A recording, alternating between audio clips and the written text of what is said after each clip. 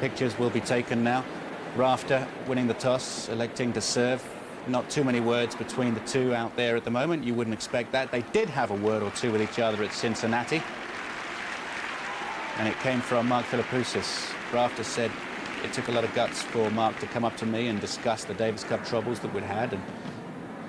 But it's an adult and a mature attitude, because you don't need bad blood in the locker room. The world is too full of large problems to let a little bit of personal animosity get between you. You've got to travel the world together. You've got to get on, Peter. Yeah, well, certainly Philippoussis doesn't need it himself. His tennis, I'm sure, I mean, anytime you have bad blood with another player, that's going to adversely affect the way you play. And you know, it's better to be happy at all times. And you know, who knows, that conversation might have you know, helped his results this week. No doubt. It's good to clear away the bad blood. It's Philippoussis against Rafter. On commentary for this one, Bill Threlfall and Jerry Williams. You'll hear interjections from Wally Mazur, semi-finalist back in 1993 and a great thinker on the game. But for now, oh, a quick prediction from you, Peter. I'm taking Rafter here. Rafter in 5. Rafter, oh, I'd like 5. Pat Rafter in 5 sets. I'll go for Pat Rafter to win this thing, although I'm a little bit concerned that he played the second semi-final in 5 sets against Pete Sampras yesterday. I'm a little bit worried that he may be fatigued. We'll see how it goes. Let's join our commentary team now. Have a good one, guys. Bill Threlfall and Jerry Williams. Thank you. Well, nearly 2 weeks ago, it seems an age ago, 10 Australians started out on the first day in the men's singles. And these two, as we've been listening to and as we've been anticipating here, are now to play out the final. 2 very different people. Mark Philippoussis looks like Tarzan, but really he's a boy emerging uncertainly into manhood. This man here, Rafter, is the quintessential Australian bloke who I'll certainly never forget. Right under the Savile Row suits in the Royal Box at Wimbledon this year, caught an errant service toss and completely oblivious of the library hush. You remember shouted, "Sorry, mate," and everybody realised what a wonderful fellow he is. I think Rafter might well surprise us all and win in 3 sets, because I'm not sure that Philippoussis will be able to return his serve. Bill, what do you think? I'm taking him to win in 4 because I have the most enormous respect for Pat Rafter's tennis and his sort of mental approach to the whole thing. I just think, you know, he's very calm within himself. I think he's surrounded by real quality people. We'll see his box and all the people surrounding him, and they're all good people. I think he's got a lot of wise heads behind him, and I think he's got one himself. I think his tennis is fantastic. I think he's, and I don't mind if Stefan Edberg is listening. I think, if anything, he's become a better volleyer than Stefan Edberg. He is just incredible on the volley. His serve is very, very safe. There's a statistic here that you might like to know, and that is the double faults in 6 matches is 14 for Rafter, and he's had some long ones. He's had 5-set matches. 14, that's just over 2 double faults per match. Now, if you look at his opponent, he's served 42 double faults. Well, he serves big, of course, Philippoussis. And we're seeing some right here. But 42 double faults? I don't know. Anyway, Jerry, I go with Rafter. He's been there before. I don't agree with what McEnroe said earlier in the tournament, that he could be a 1-slam wonder. I said last week, I remember, that far from that, I think he's going to go on and win quite a few slams. I think he's a great, great champion. And I think he will be again today. Not sure what I think about statistics, but we might as well make the point that only 3 times in modern tennis has Steve Ulrich in the umpire's chair, one of the better American umpires, only 3 times in modern tennis has a first-time US Open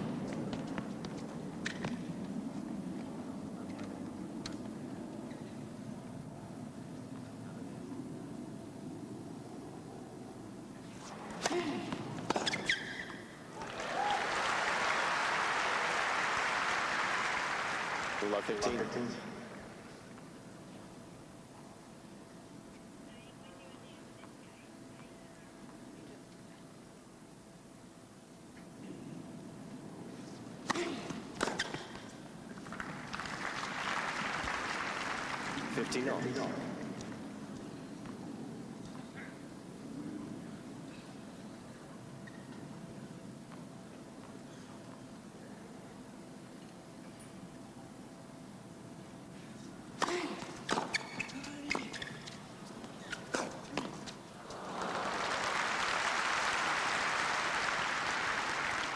15-30.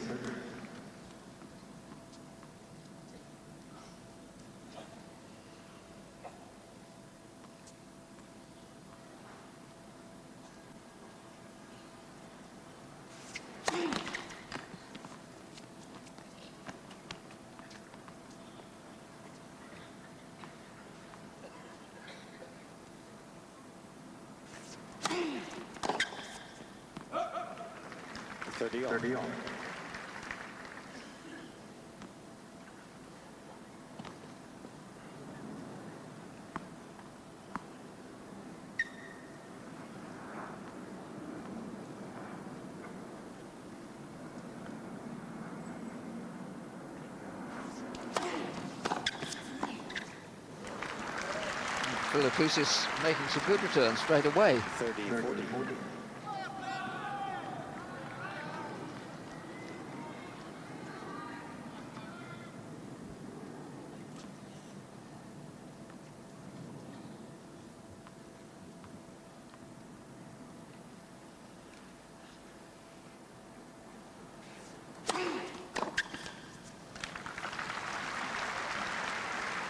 Deuce.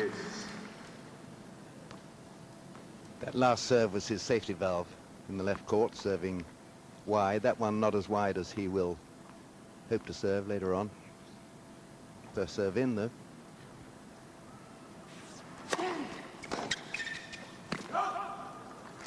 Advantage Rafter.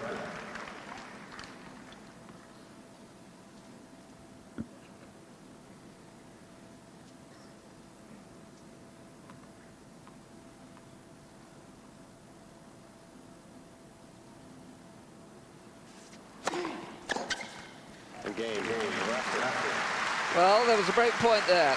First game, you didn't really expect that, particularly on Rafter's serve, although he'll take a little bit of time to settle. The thing about Philippoussis' return of serve, surely. Go on playing just the most brilliant tennis all the time, match after match after match. Nobody has in the past. And if he proves to be able to do it today, good on him.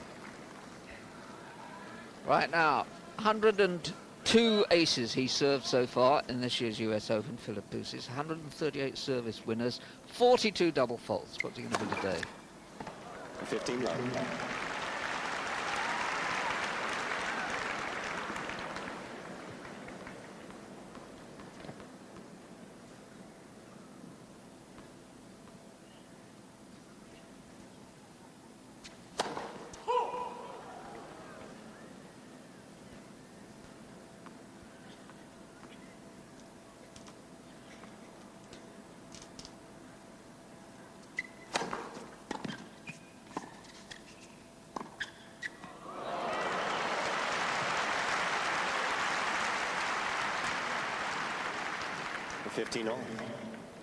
It is perhaps these shots here with really lovely restraint, where Rafter comes into his own.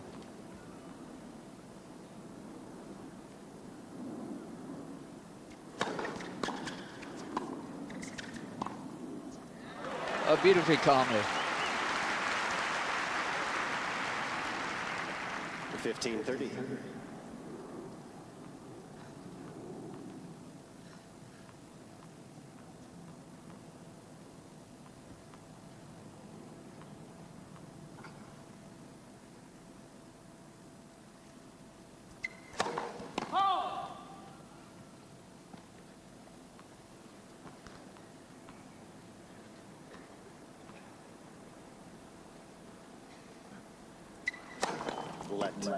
Second serve.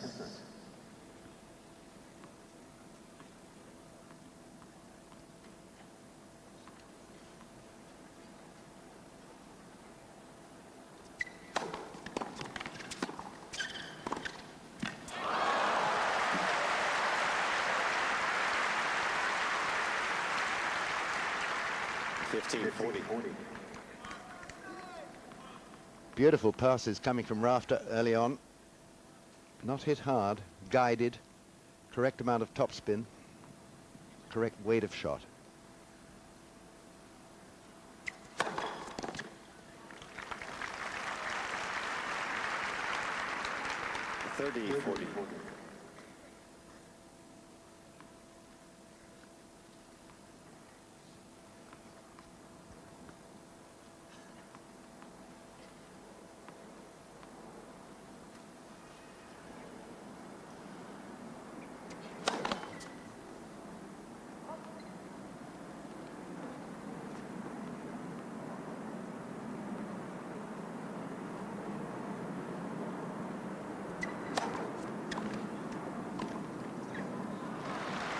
Clever.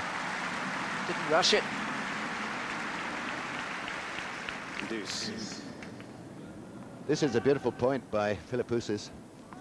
A lot of pressure on him here to make that volley. Classic.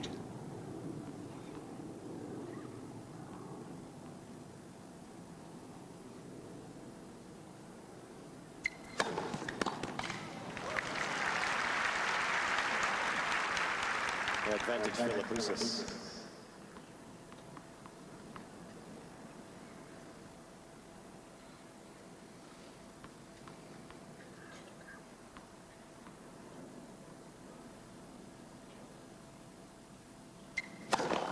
Let. For serve.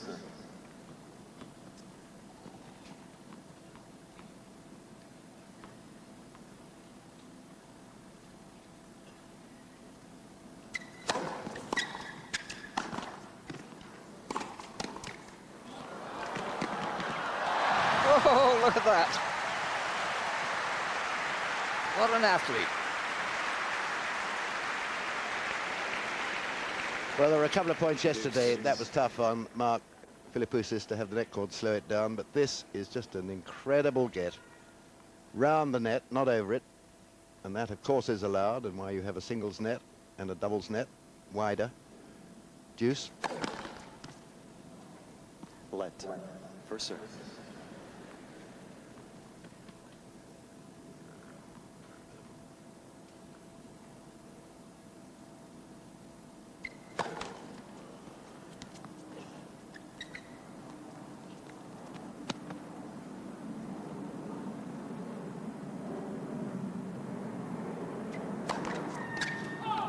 Advantage Rafter. I just wondered whether he was going to take a little bit off the second serve, because he just cracks it away first or second serve. And he hasn't. And this is another break point. The third one Rafter's had in this opening Philippoussis service game.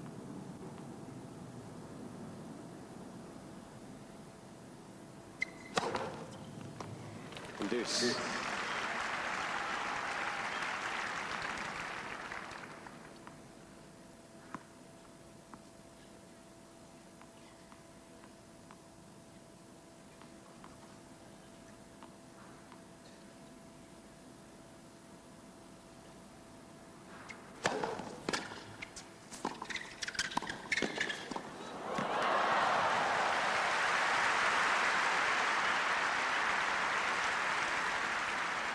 Advantage Rafter.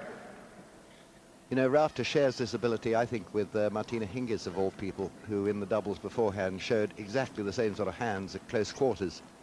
The ability to rat-a-tat volleys.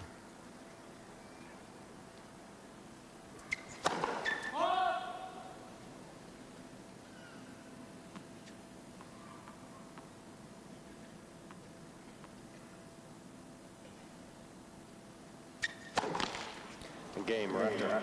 Well, there you are, thunderous serving, but thunderous serving at the wrong time. Two double faults on second serves. And there's the first break. 2-love. Yesterday, when Philippoussis was playing, I bumped into Paul Annacone, Sampras's coach, and he said to me, Tim should be out there, you know. Interesting thought, isn't it? Did he now? Yeah.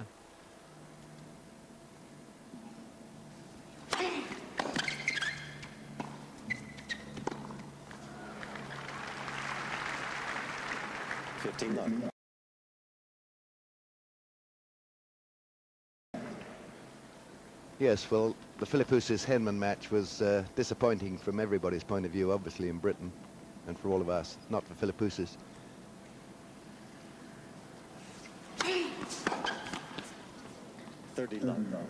But I think that match really was rather ruined by the wind. Philippoussis hitting so hard, hit through the wind a bit more.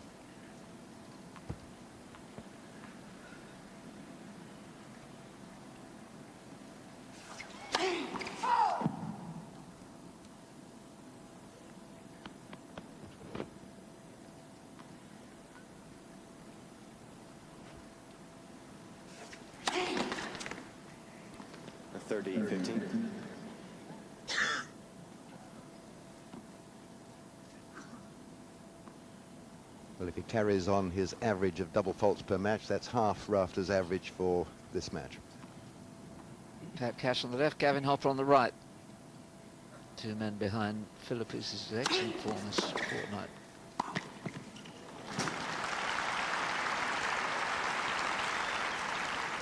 (40-15).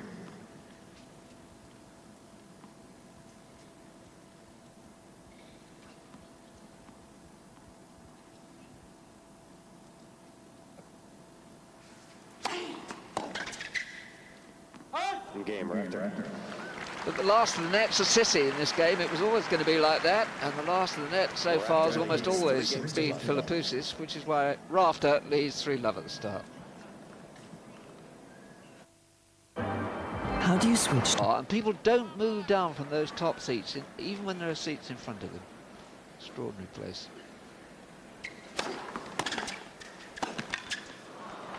Love 15.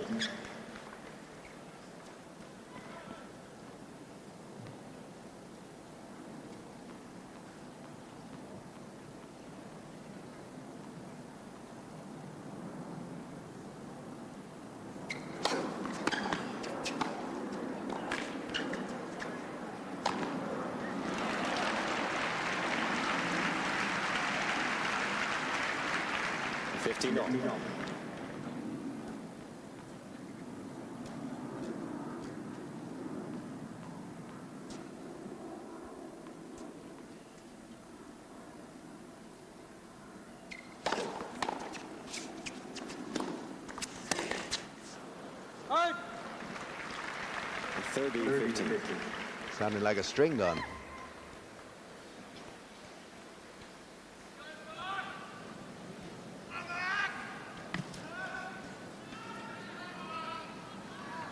I just think when you're going to play against Mark Philippoussis, you need to take an extra number of rackets out there, because I don't think I've ever seen anyone hit the ball quite as violently as Philippoussis all the time as well.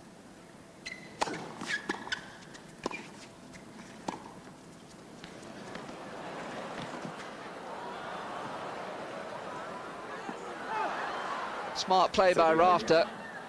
Make Philippoussis think about just coming over and blanketing the net like that. It makes him very lobbable. Well, it's a bit like lobbing Mount Everest. 6'4".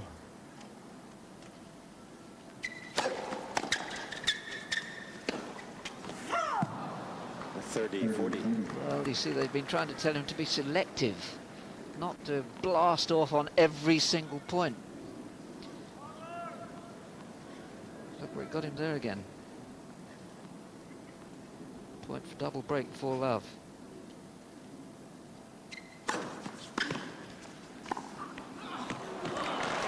Terrific.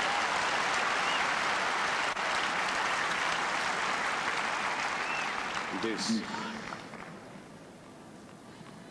No questioning his talent. Just look at this pickup.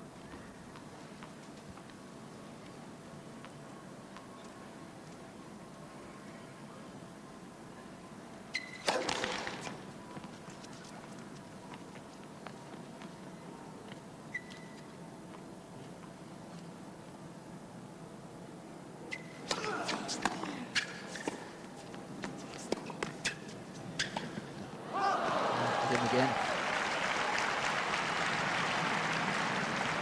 Advantage Rafter. Rafter has an uncanny ability to give you what you clearly do not want. That was great thinking to do that twice, the lob.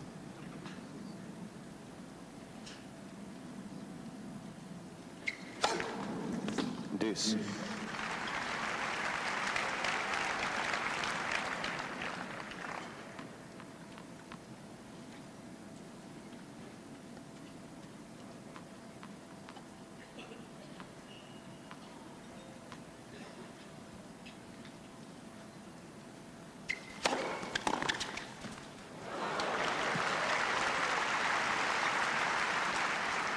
Advantage Rafter. You know, Jerry, he doesn't really use great pace, Rafter. He uses the pace of the opponent. In that case, a far serve coming in. He just swings through it and the pace goes back with interest.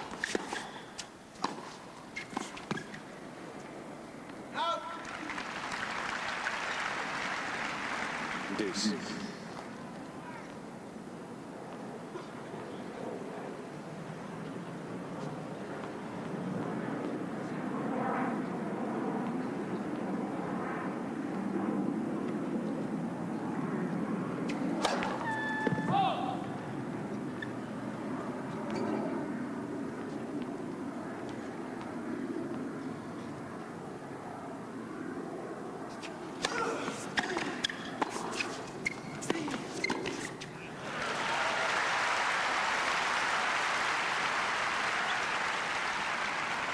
Advantage Philippoussis.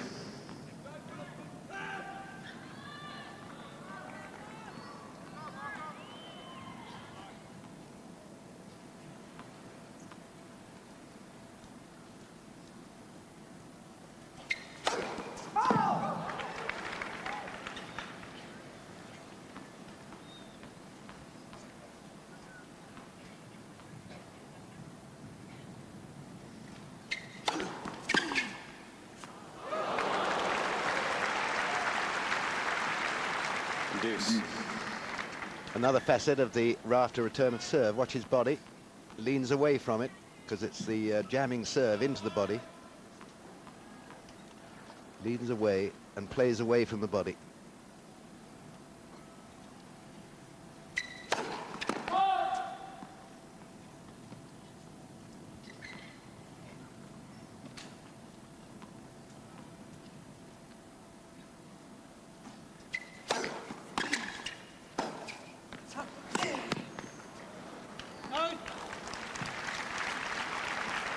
Advantage Philippoussis.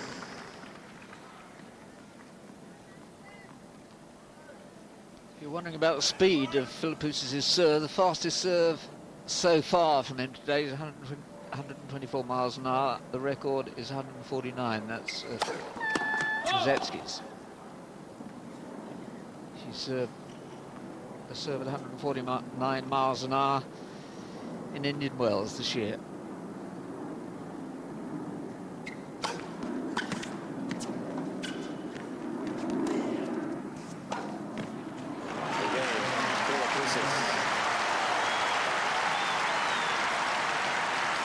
He's living dangerously, no question about that.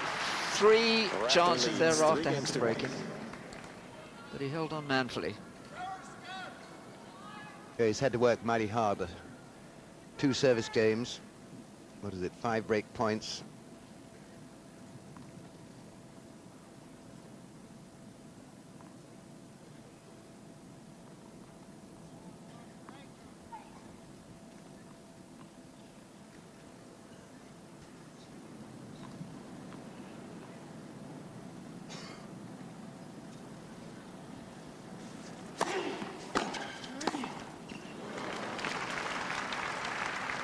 Love 15.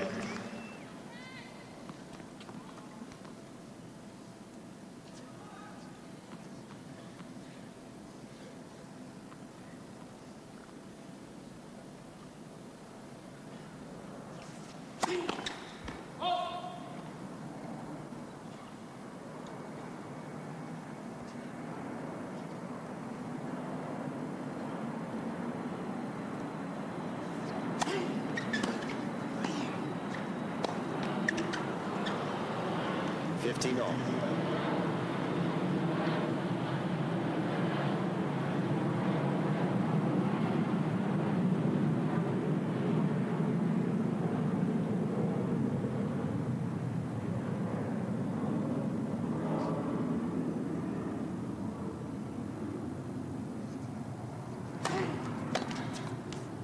$30-15.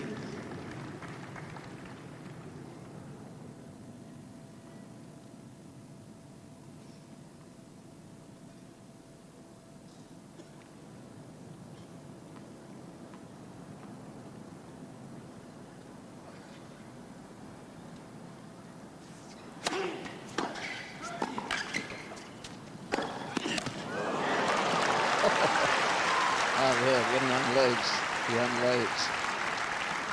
30 all. Terrific volley, low volley from Rafter then.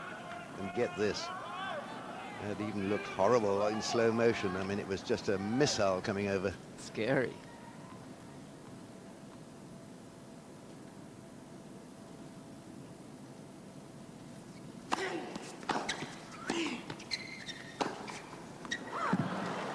him. 40-30. Well, it'll be interesting to hear what Bill and Wally later on have to say about that. You see again there, you'd have thought he might have taken just a little bit more care over the pass. There was a big gap there.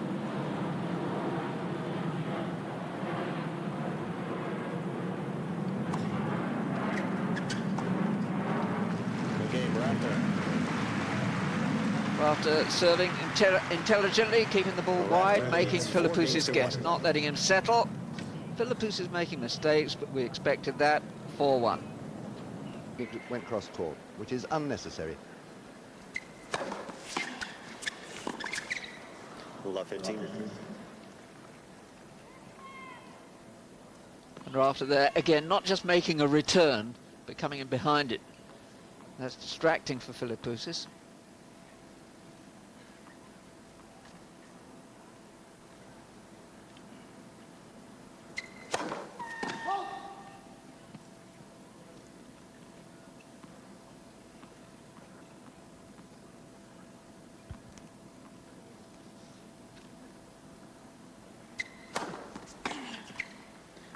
On.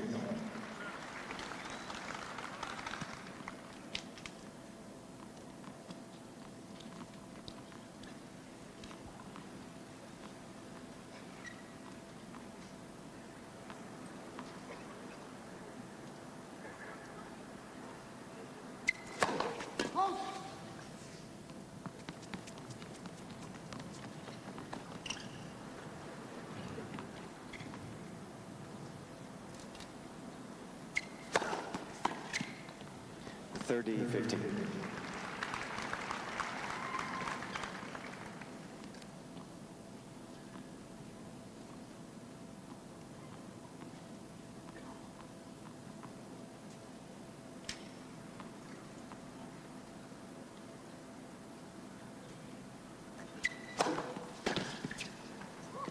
$40-15.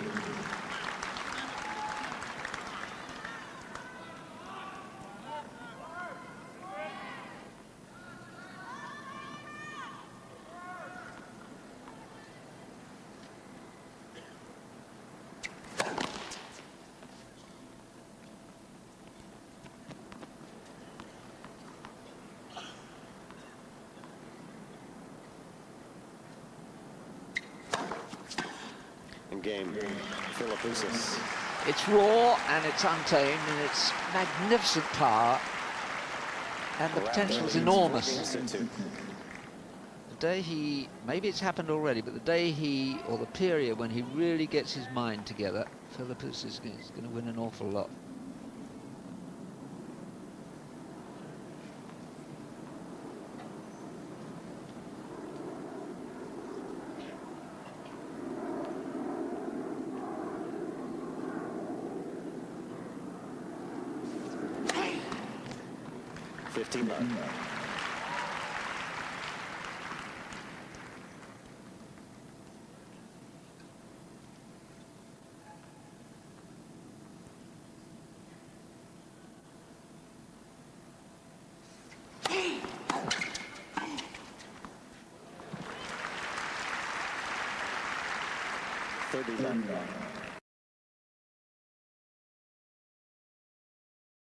This chap has only dropped 6 service games in 6 matches. That's won a match. I mean, that's incredible. And they're backed up by these wonderful volleys.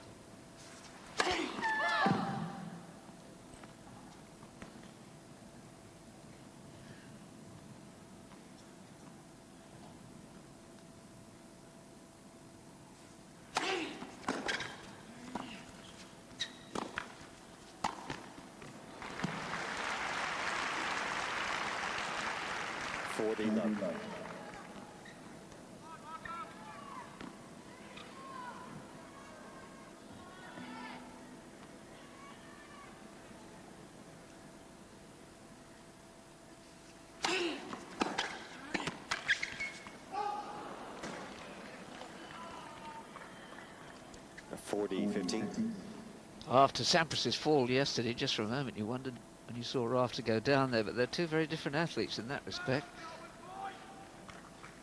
Sampras yesterday it seemed the merest stumble. If you blinked or happened to be looking in a way, you wouldn't even notice.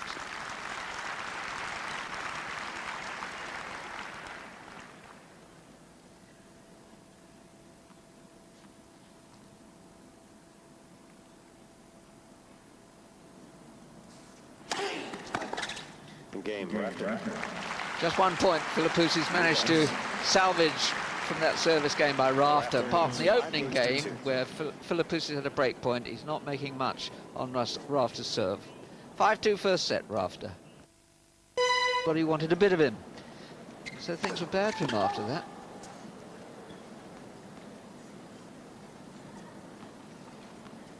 Yeah, I think we've learned since that he gave half his prize money away, didn't he? Extraordinary. Second. Incredible generosity. I understood you did that when you won the Veterans recently. Good one, Jerry.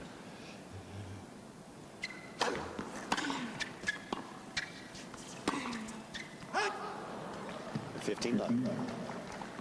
2 square on, I think, for that shot.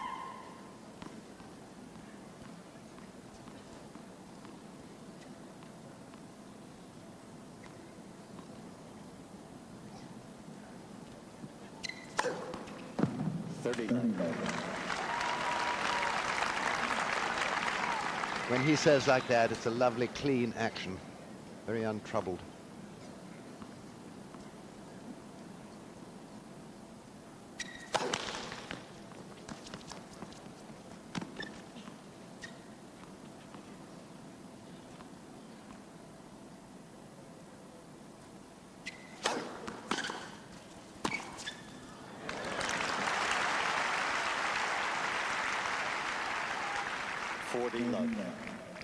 This is his best and safest service game so far.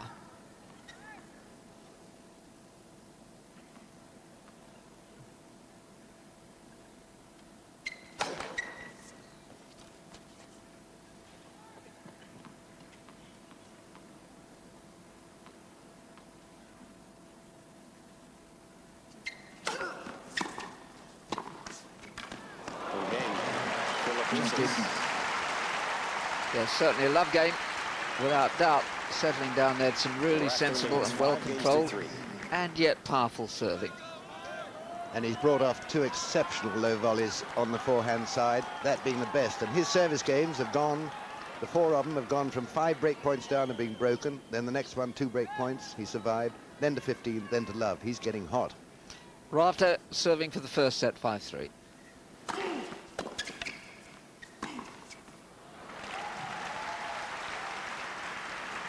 $15.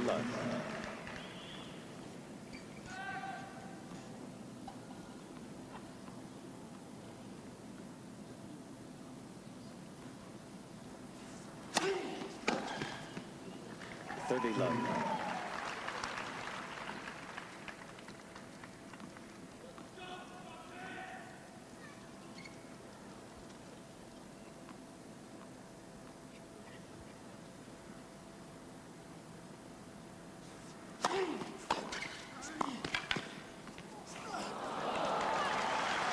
Clever idea that by Rafter, because Philippoussis had to try and turn, do a little pirouette. Big fella like that doesn't find that easy. 40 love 3 set points. This just was the most exceptional lob. We're looking at the wrong guy here altogether. It's a fantastic low volley, that. Game. First set. And that's a very good set of tennis indeed by the defending champion, who takes it by 6 games to 3. Let's bring in Wally Mazur, who can't lose this one. Come on, Ozzy, what about it? First set. Well, I think you just have to say that basically Pat Rafter is a very mean tennis player. Here he is in the final of the US Open, only 2 unforced errors. And Bill said it, he really does hit the ball just where you don't want it. Philippoussis doesn't close in on the net if he's only at... Second set. Rafter 1 set up. Philippoussis serving.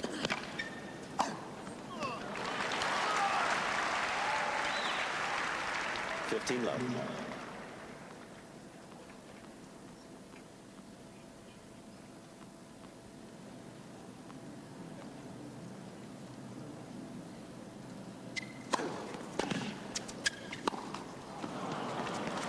15 all.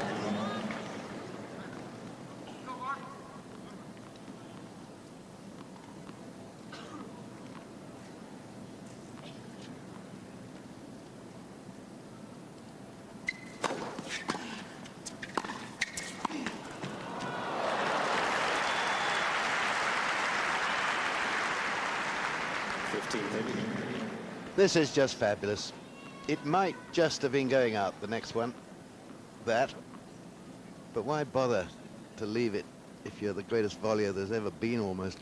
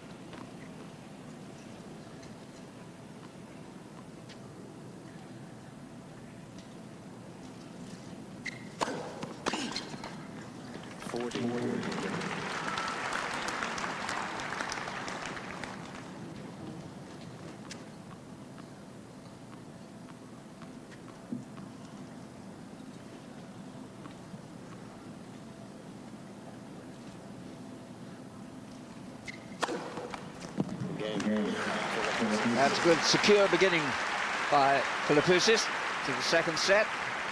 Well to serve with something to spare. Needs one love. John Newcombe, the Davis Cup captain, who Philippoussis is still having a war with. Newcombe wrote in the summer, towards Wimbledon time, wrote him a letter after a letter, in which he said, stop focusing on the rankings and focus on the fun.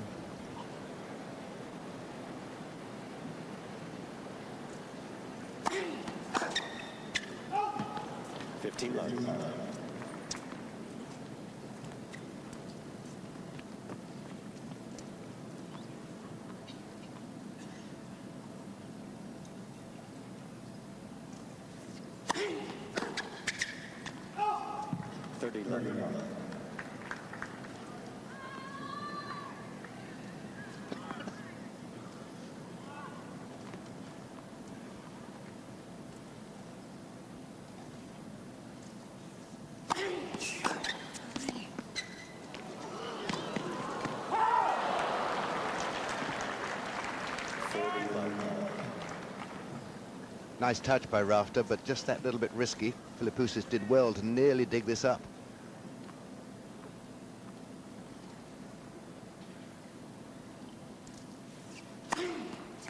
Game, Rafter holds the serve of the love game. One game all. That very sensible letter of advice from Newcombe obviously had its effect, because after Wimbledon, and you may remember that he lost to Hedman there on the centre court after Wimbledon, Rafter then won 19 of 21 matches coming into this US Open.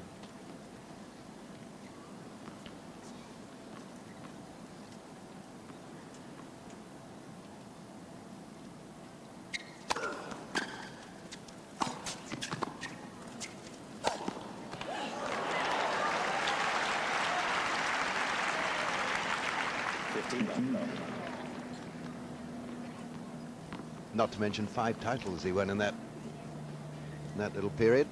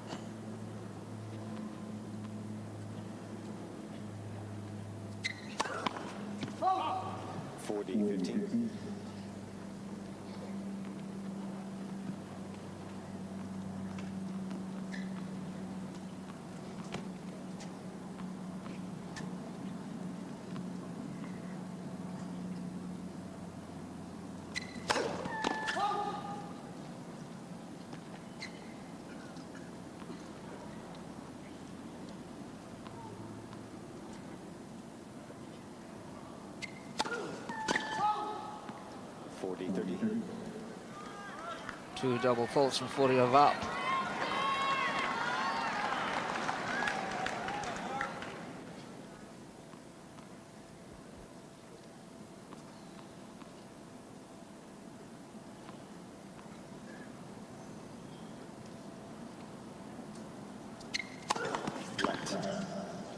First serve.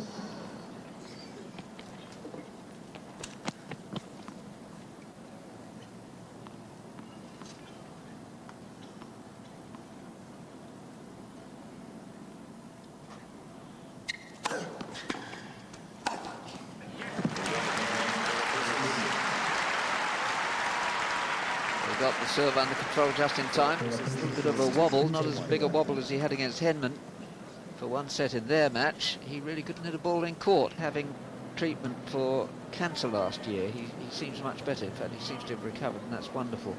And in fact, Philippoussis has said that he won't play Davis Cup again under Newcombe until he gets an apology from John Newcombe, and that hasn't been rescinded. He's certainly not in the Australian team for their forthcoming, later this month, forthcoming Davis Cup tie to stay in the World Group, that is, against Uzbekistan in Townsville in Queensland. Well, I think it's a great pity when you've got an excellent player like Philippoussis is, and he's having a spat with the Davis Cup captain. I don't think Philippoussis has been getting good advice. Time. I mean, parental advice perhaps is not forthcoming as it should be there. And quite a few top tennis players have suffered in that direction, and he is one. Patrick Rafter, on the other hand, Jerry, with a family of, well, 9 children, he's one of 9. All these brothers travel with him, 3 sisters. There's no way he's going to do that sort of thing. Very level-headed fellow indeed. 1-2.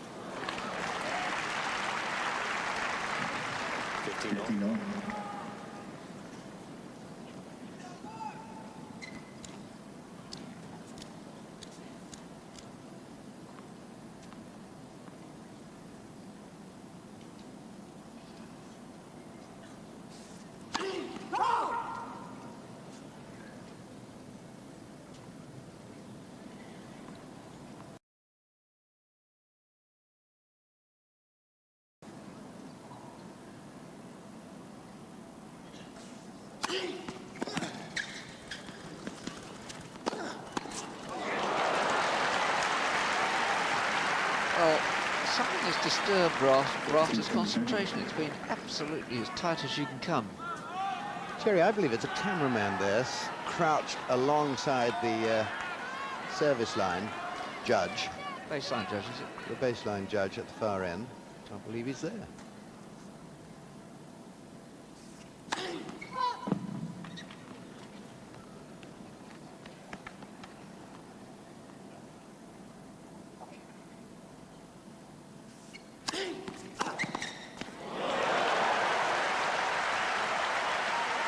Well, whatever the cause, and of course includes some good returning by Philippoussis. This is a spot of bother for the champion. Well, it certainly affected Rafter. He was just querying, pointing at the guy, and no doubt saying, you know, should you be there? 2 break points. Sorry, mate.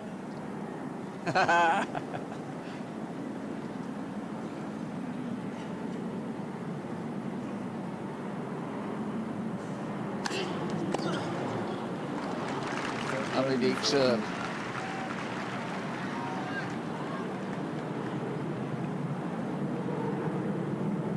Well, he can really say sorry, mate, to this one, because he is a mate, on and off, anyway.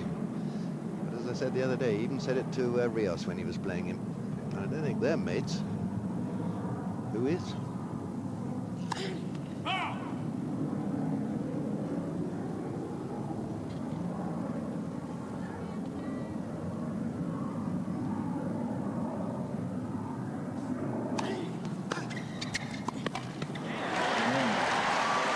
move late to that.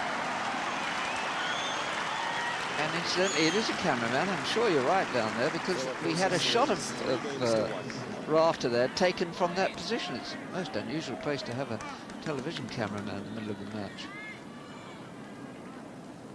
Now, that's a breakthrough for Philippoussis. First time he's broken Rafter's serve, and he's 3-1.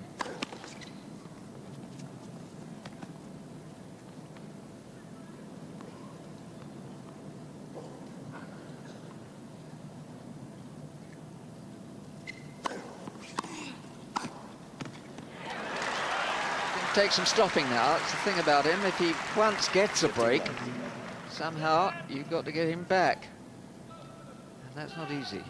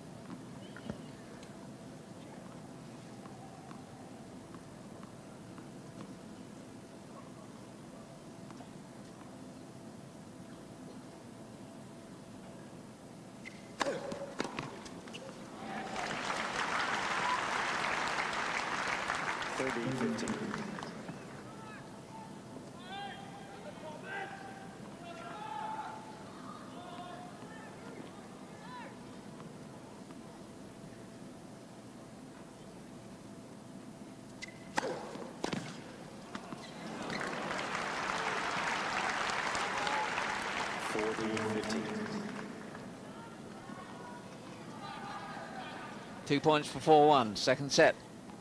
Match is changing course. That's good serving. He stretches lead to 4-1 in the second set. There's no doubt there's a different texture now.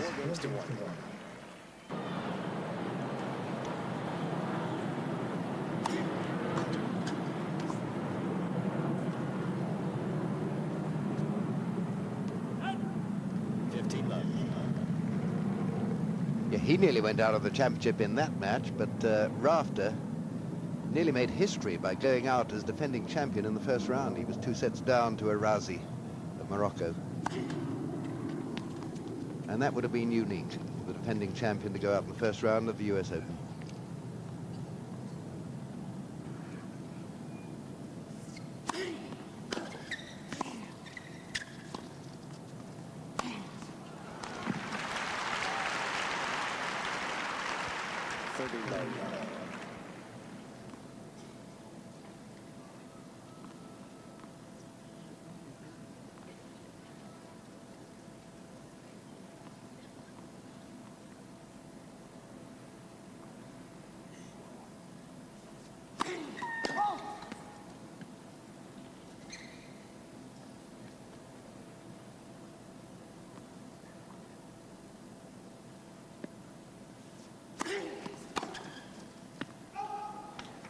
Low.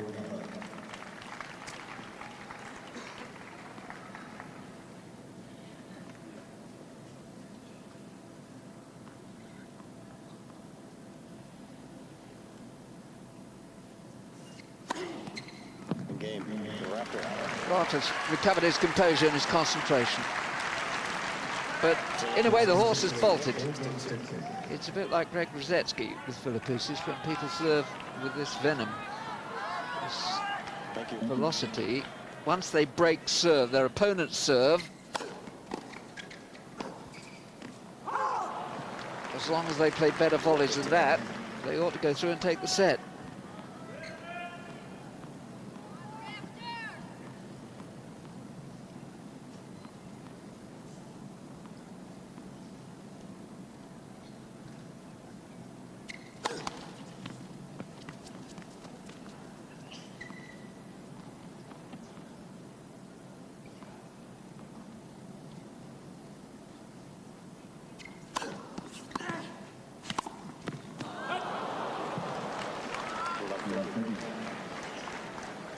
Well, you can put those down as 2 bad volleys, but he's on the stretch playing them. It's intelligent returning. Watch where Rafter's return goes. Down the line, having to stretch.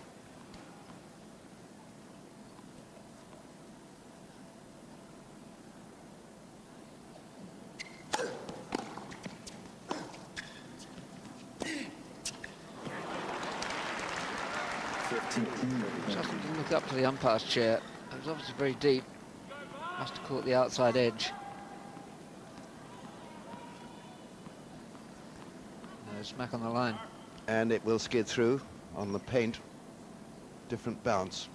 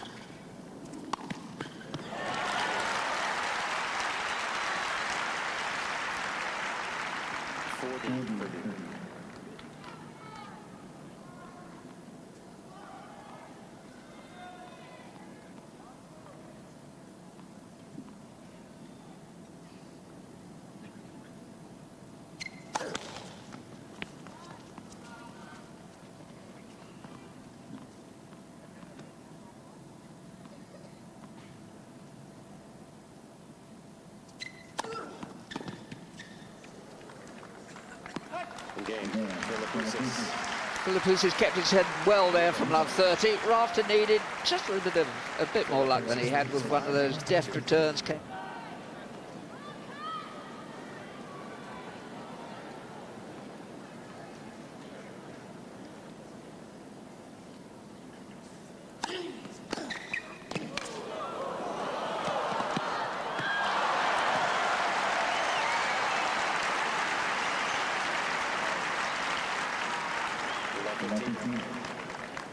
Well played, Philippoussis. Forced Rafter into that rescuing half volley there, but tucked away nicely.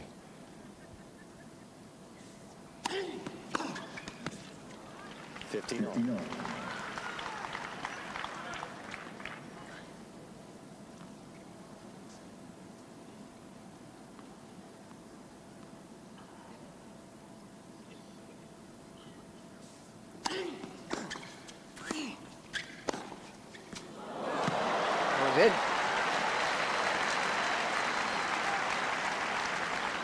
15.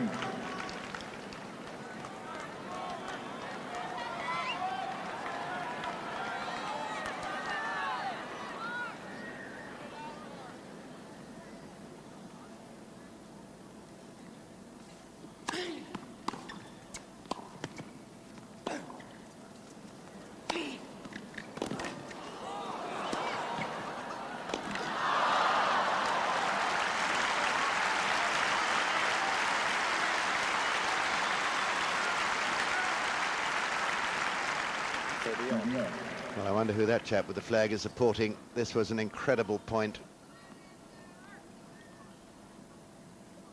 Featured a running back smash by Rafter.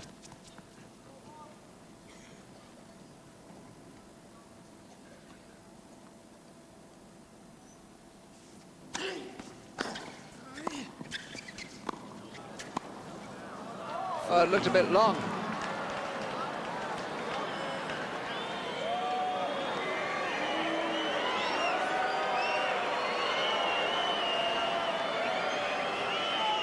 Probably was a bit long, was it? Yeah, I guess just.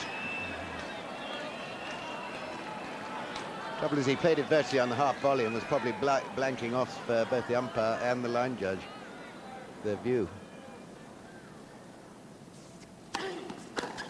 Game. But Rafter's not playing with the clarity, just the peace of mind that he had at the start.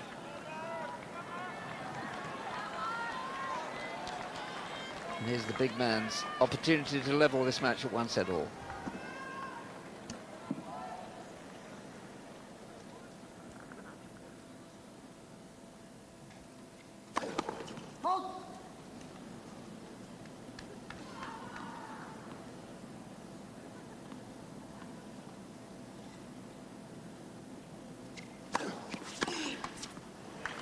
15 left.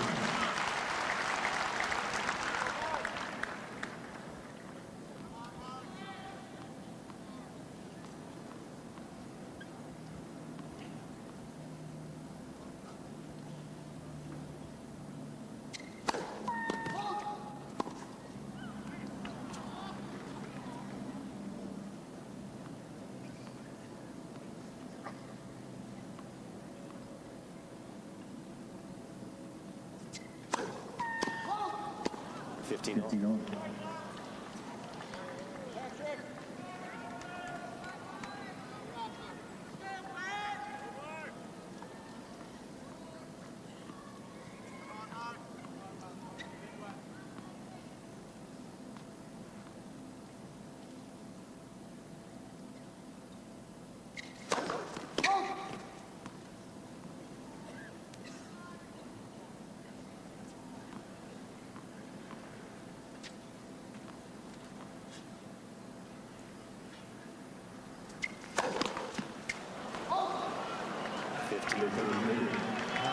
Quite why he serves second serves that's very difficult to understand.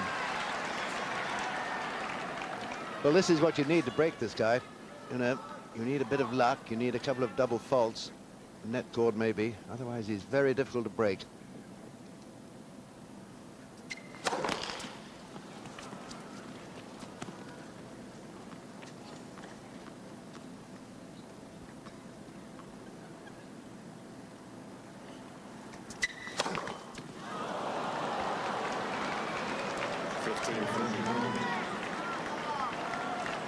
Well, this is Rafter Philippoussis.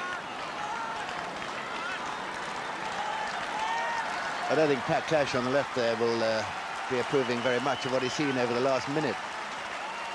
It's like a death wish.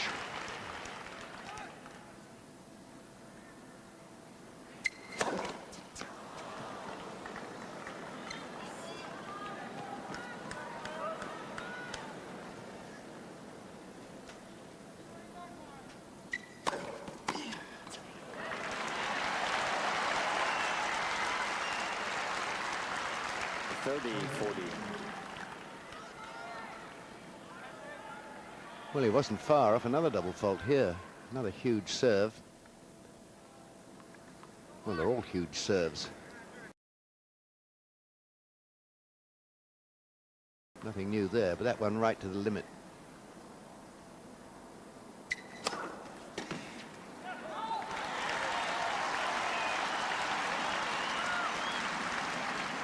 Deuce. Well, when it works, you think it's wonderful, brave stuff, and it certainly is, but when it doesn't, it's insanity. 5-3 deuce. Let. First serve.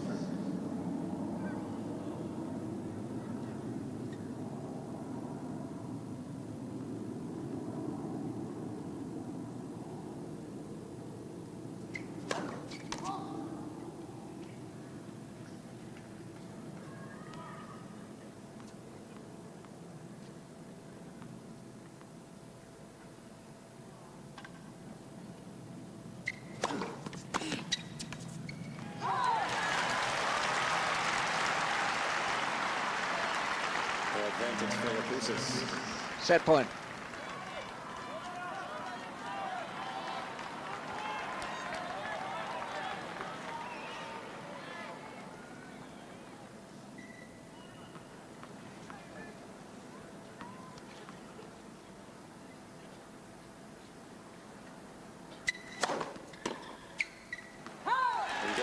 Well, once said all it is, now they've really joined battle, but that was the essence of Philippoussis.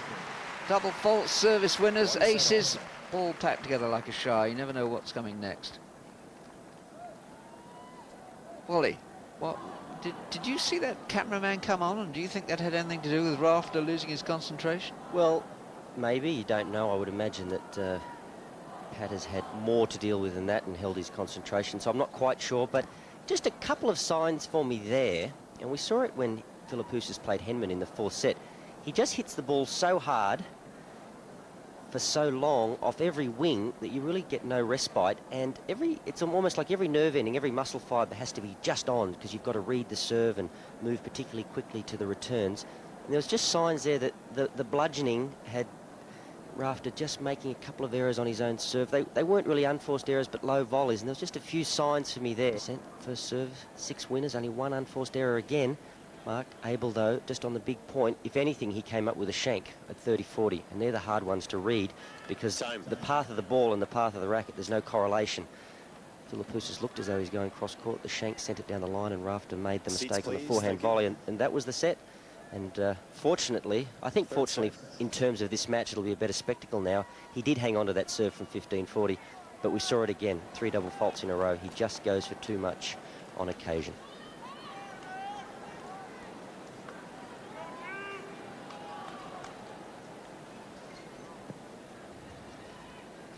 US Open final is at 1 set all.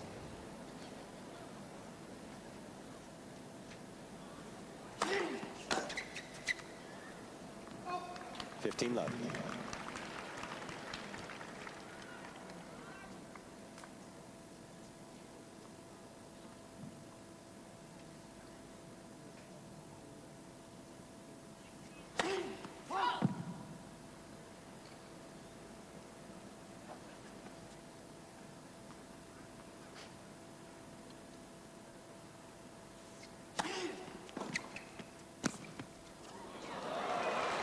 Well, Rafter hit some beautiful angles like that, and that shows what Bill's already said. You think he's one of the best volleys in the game? I'm sure that's right. Yeah, I don't mean the game today either. I mean of all time.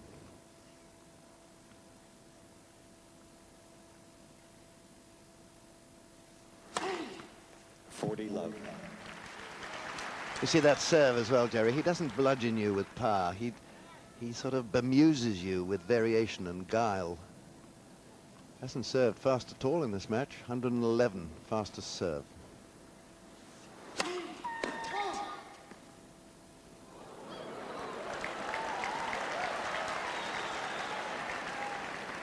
Crowd always love that. There isn't a pro who can't do that almost with his eyes shut. Looks good.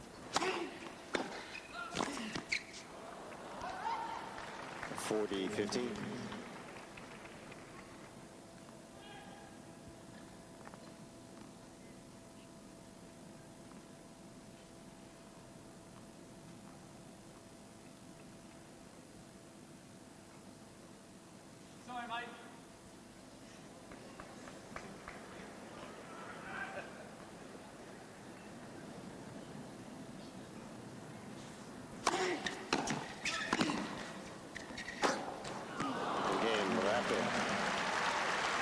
One game to love, he leads. Third set. They're locked at 1 set all, and it's anybody's final. For the first set, though.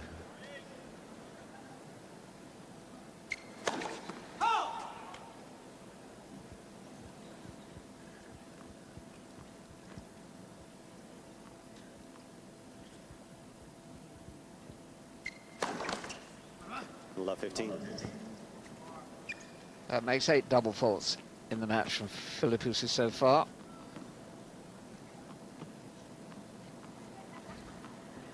Well, this is par for the course with him. 42 double faults coming into this match.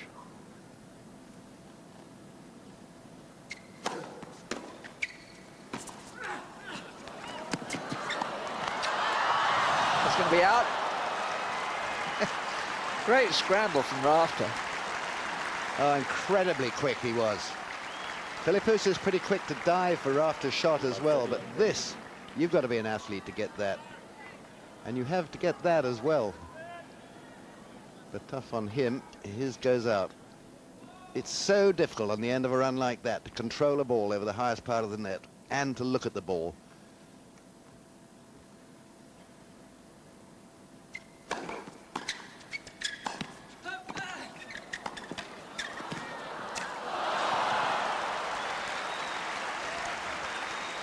Twice had a bit of bad luck. Towards the end of the last set he did too. Played a really good shot, it just came back off the tape. That would have been love 40.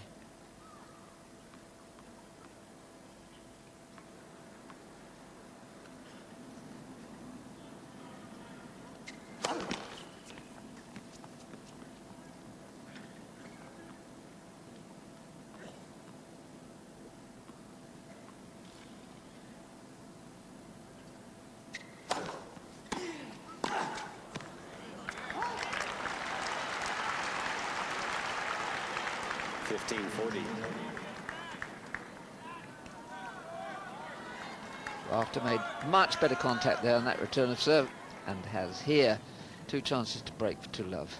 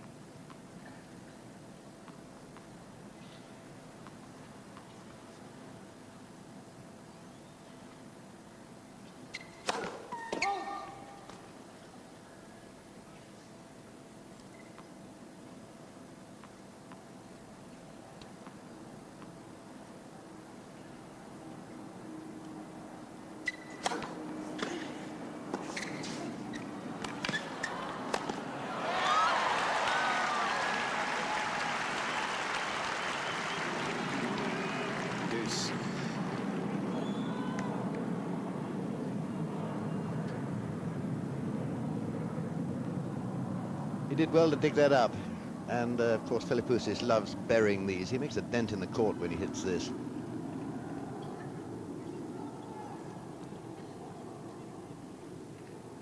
Quarter to 6, early evening in New York, lights are on. Gets down well for a big man to those low volleys. Well, advantage Philippoussis.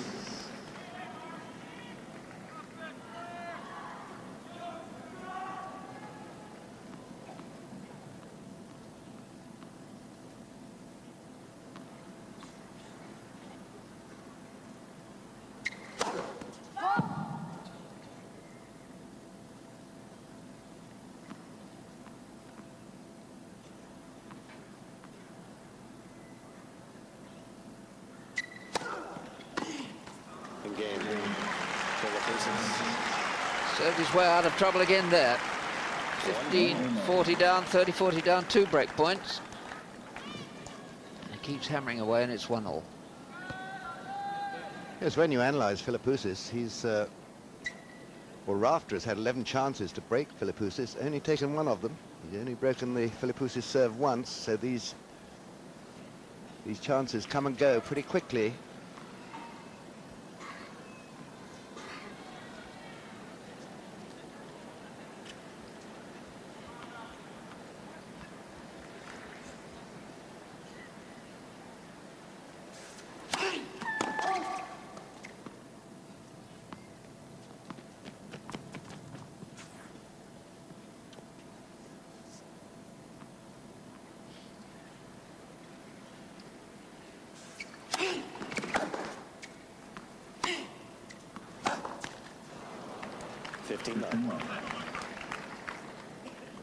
Now Rafter stayed back after that serve. Does that signify a change of tactics?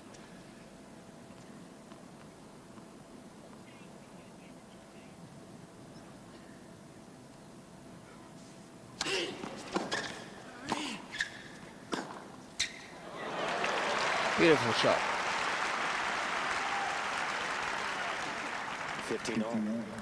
Certainly was, because he didn't have too much time to prepare it. Hit it on the rise. Very accurate.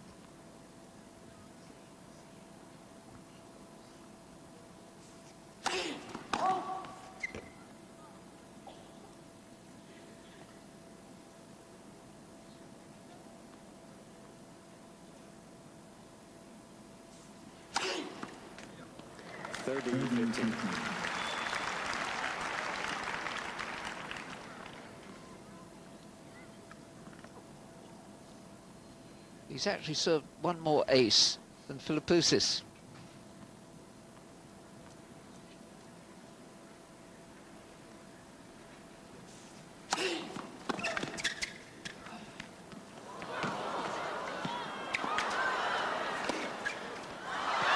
That was good recovery.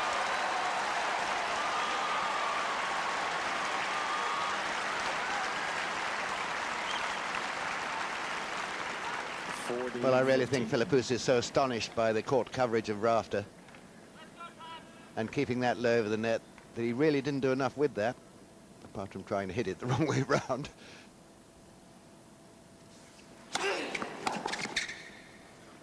In game, Rafter. Good, competent service game by Rafter.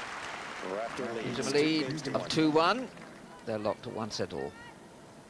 Yeah, well, I think locked is the word, because Philippoussis is proving very hard indeed to put away, calm him down, although you wouldn't think so in that game with the double faults. Cash has gone through the same sort of things in Australia as Philippoussis is going through. Trouble with the press, trouble with the Davis Cup, and so on. Rafter has avoided all those sort of problems. He just sails on. A good guy playing good tennis, but Philippoussis, still young, has a bit to learn. Thank you. Ready for play.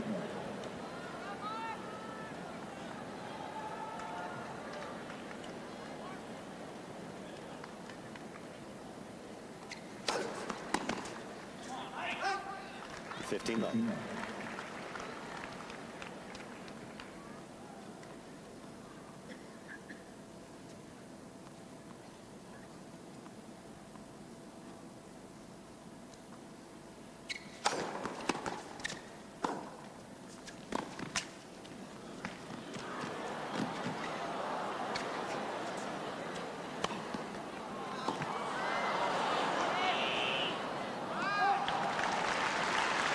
Wasn't the most convincing overhead from Rafter, but the best lob he's played for a while. A couple of really telling lobs in the first set. Yeah, the ball was right up there in the circuit for LaGuardia Airfield, though. I mean, it was hanging there for a long time. That's why he played that smash so carefully.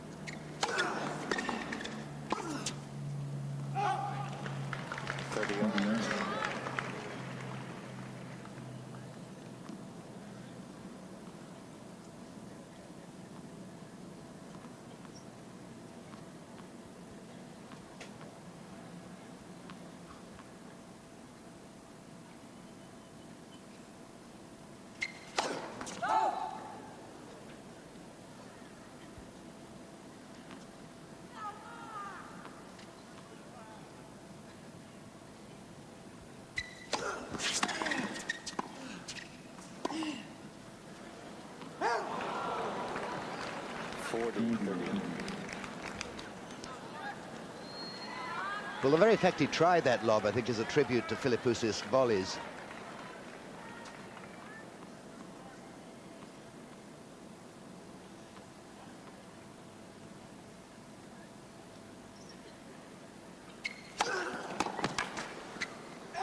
Game, Philippoussis.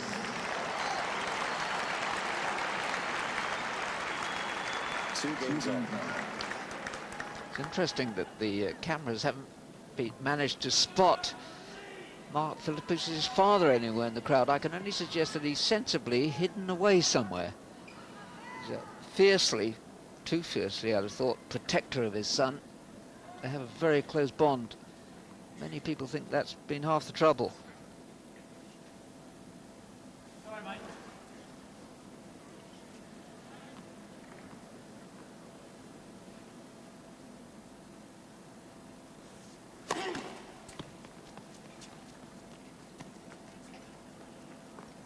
There he is.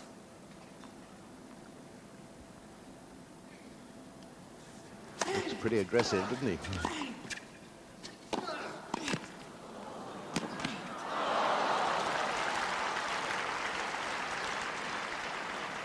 $15 love. Missed a chance there.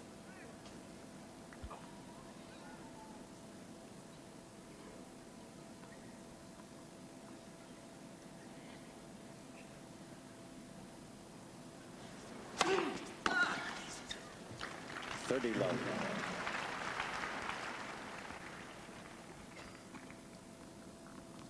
That was his fastest yet, 113 miles per hour.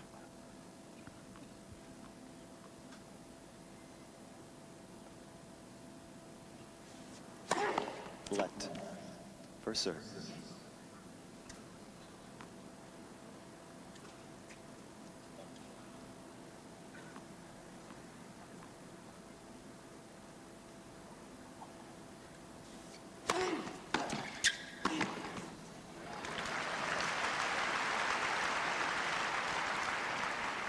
Love.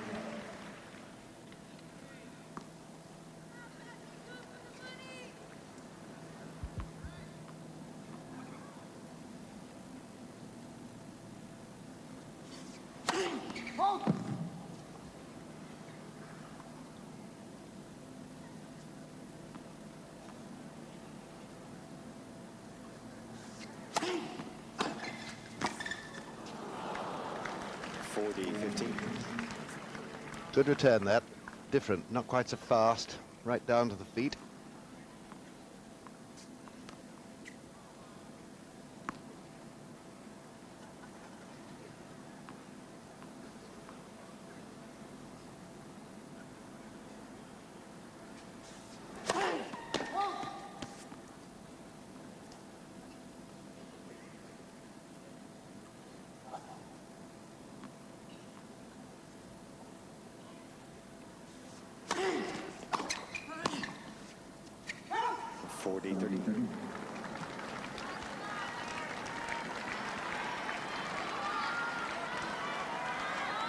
Another good return, coming over the ball.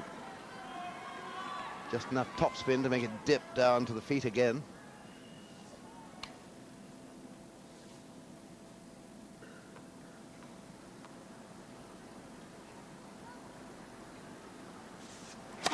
Let. For serve.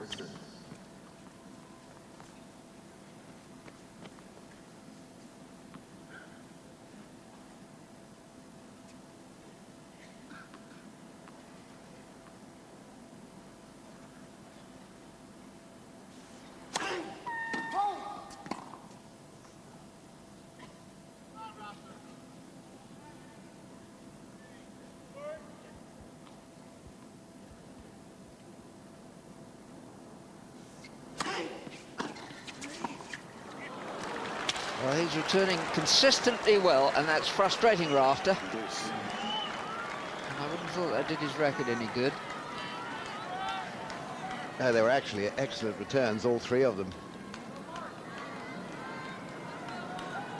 I would have thought that racket might have broken, yeah. In which case, well, he might play a point with it, Jerry, and then discard it and get a warning. Yes.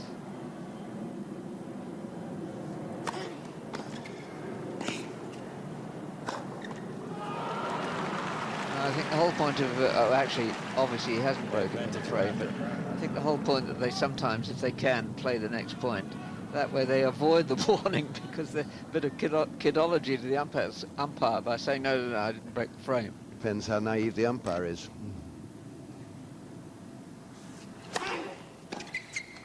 In game, Rafter. Had to work for that. 40 love, looked comfortable. 3-2, third set. No break of serve in the third set yet. Rafter in the lead, 1 set all. Australian, if that's not a contradiction in terms. No such thing, Bill.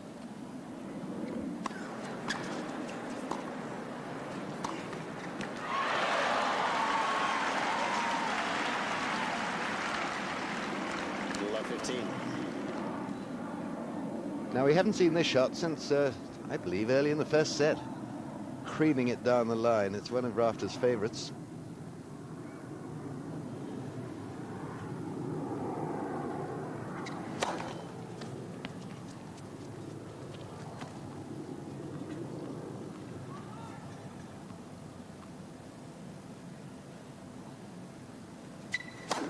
Light.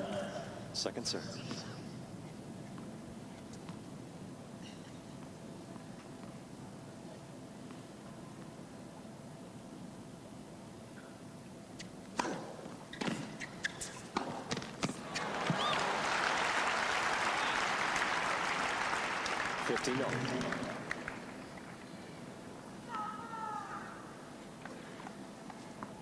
He's pretty sure, Philippoussis, with these high volleys.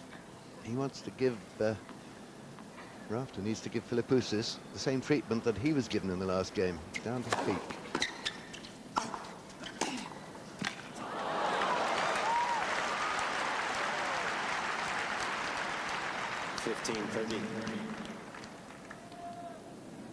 Shanked this one a bit, I think, Rafter. Lucky to get away with it.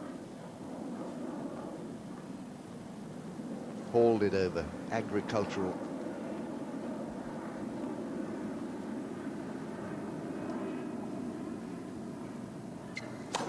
Let. First serve.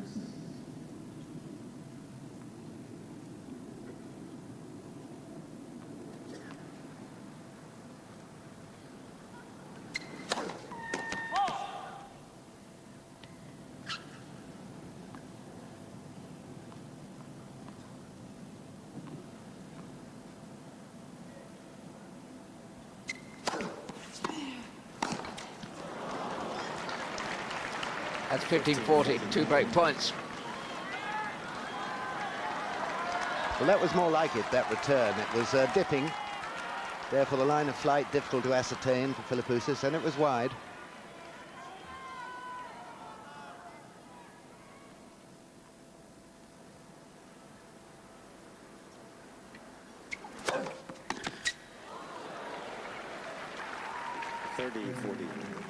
I was about to say, can his serve dig him out of yet another spot? It certainly did there.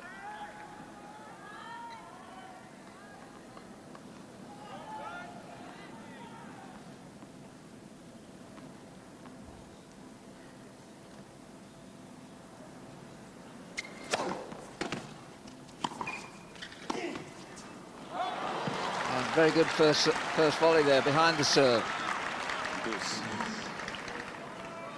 In a concerted attack here by Rafter in this game on the Philippoussis serve. The big fella stood up well.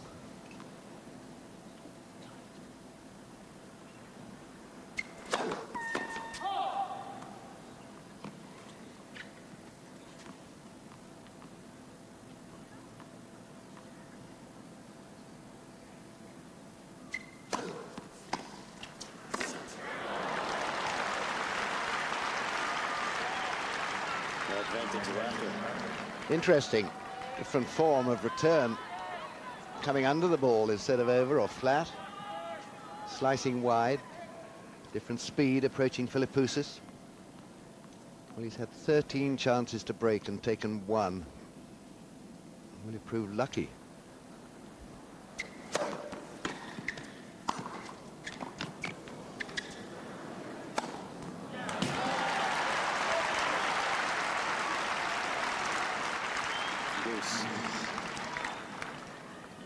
And that a pretty brave smash, considering the tension of the moment.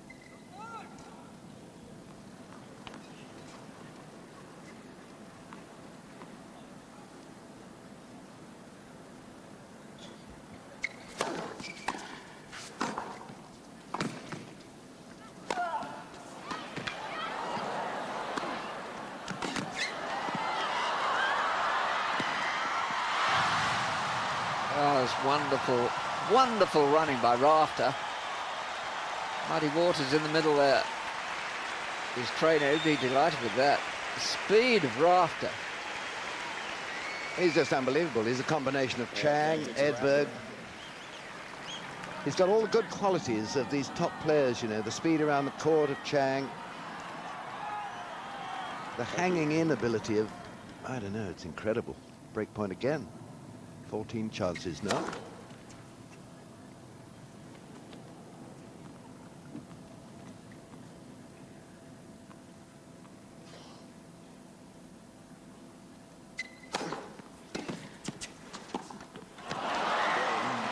He just felt that had to come. Brave serve again, the second serve, but Rafter was returning quite beautifully in that game, and he's got the break he needs in the third set. Match had been in a stalemate no longer. 4-2. And I underestimated the number of break points, Jerry. It's actually 15. On the 15th, he got his second actual break. of this man's serve. And you have to doff your hat to Philippoussis for defending his serve so well, and to this man for a quite incredible point to break him. 15 love.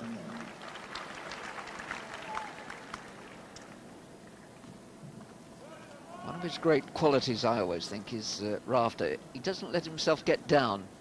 It must be terribly frustrating of a man thundering the ball like this at you.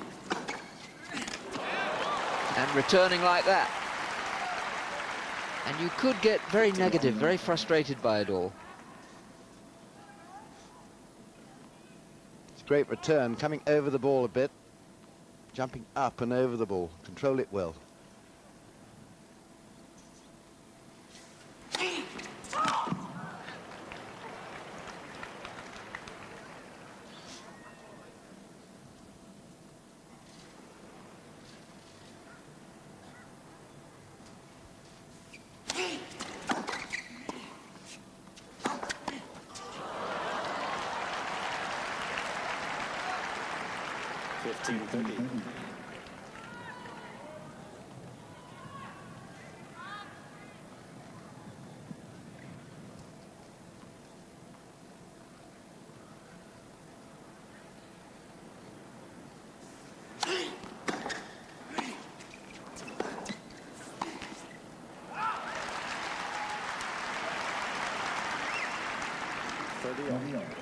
That's good, cool thinking by Rafter, hitting it back from whence it came.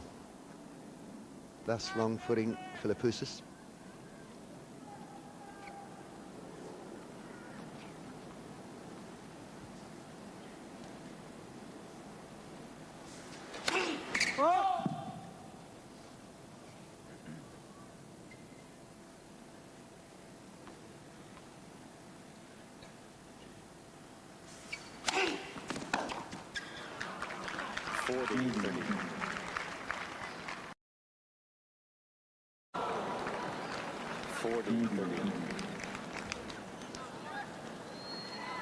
Well, the very fact he tried that lob, I think, is a tribute to Philippoussis' volleys.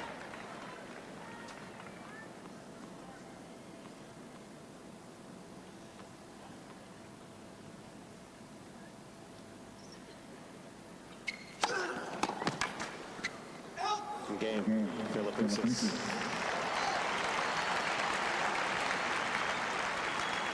Two games on. It's interesting that the cameras haven't managed to spot Mark Philippoussis' father anywhere in the crowd. I can only suggest that he's sensibly hidden away somewhere. He's fiercely.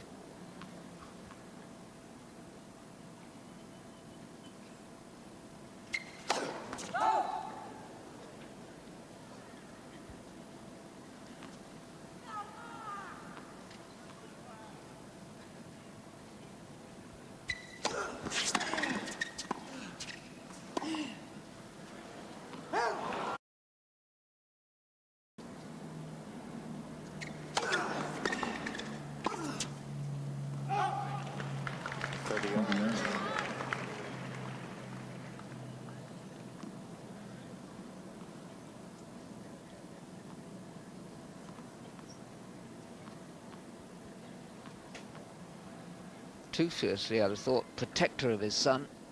They have a very close bond. Many people think that's been half the trouble. Sorry, mate.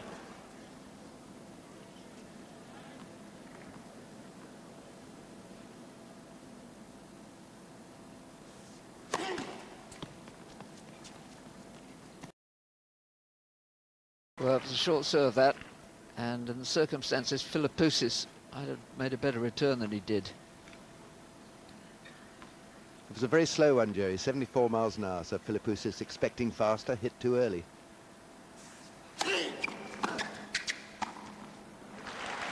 Serve right in the line. Very good there, the last two serves he served. And it increases Rafter's lead to 5-2 in the third set. Unforced errors, 2-1 and 0. Come on, that's barely possible. I mean, I know it's a matter of conjecture, but it more or less sums up the match. Really quite a few for Philippoussis, but unreal, those figures for Rafter. 3 in the match? Come on, get steadier, Rafter. Serving to save the third set. Love 15.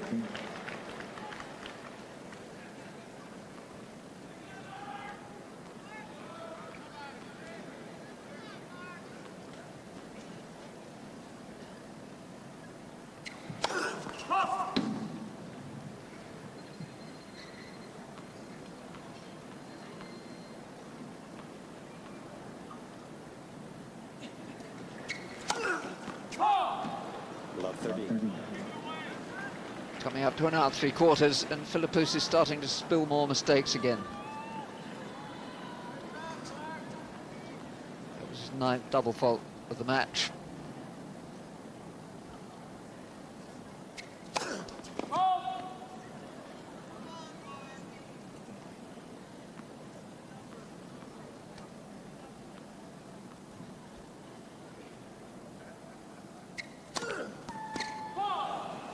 Love 40. And that, I suppose, is one of the things that an opponent would reckon on.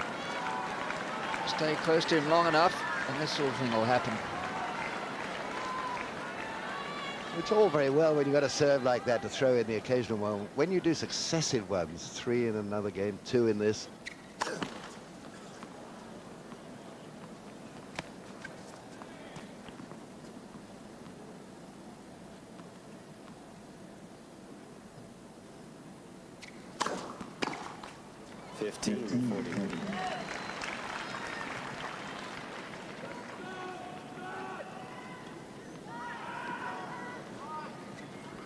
That was second serve, 111 miles per hour. Insane. Set point.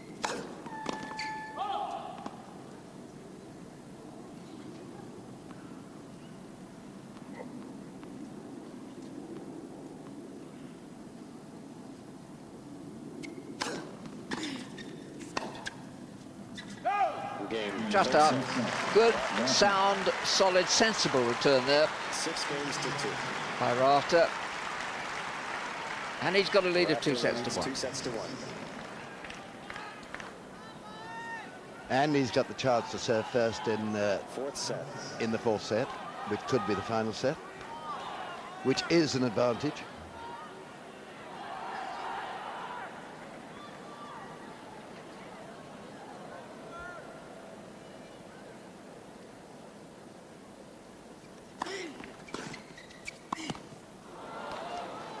Love 15.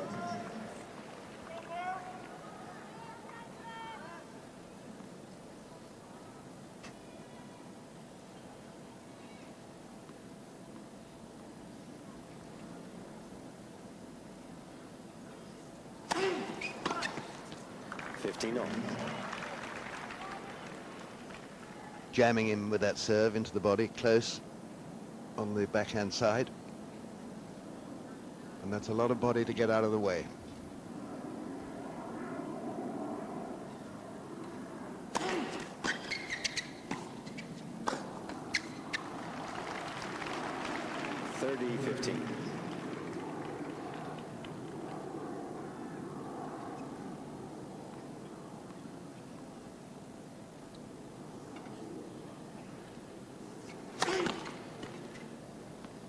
Let first serve.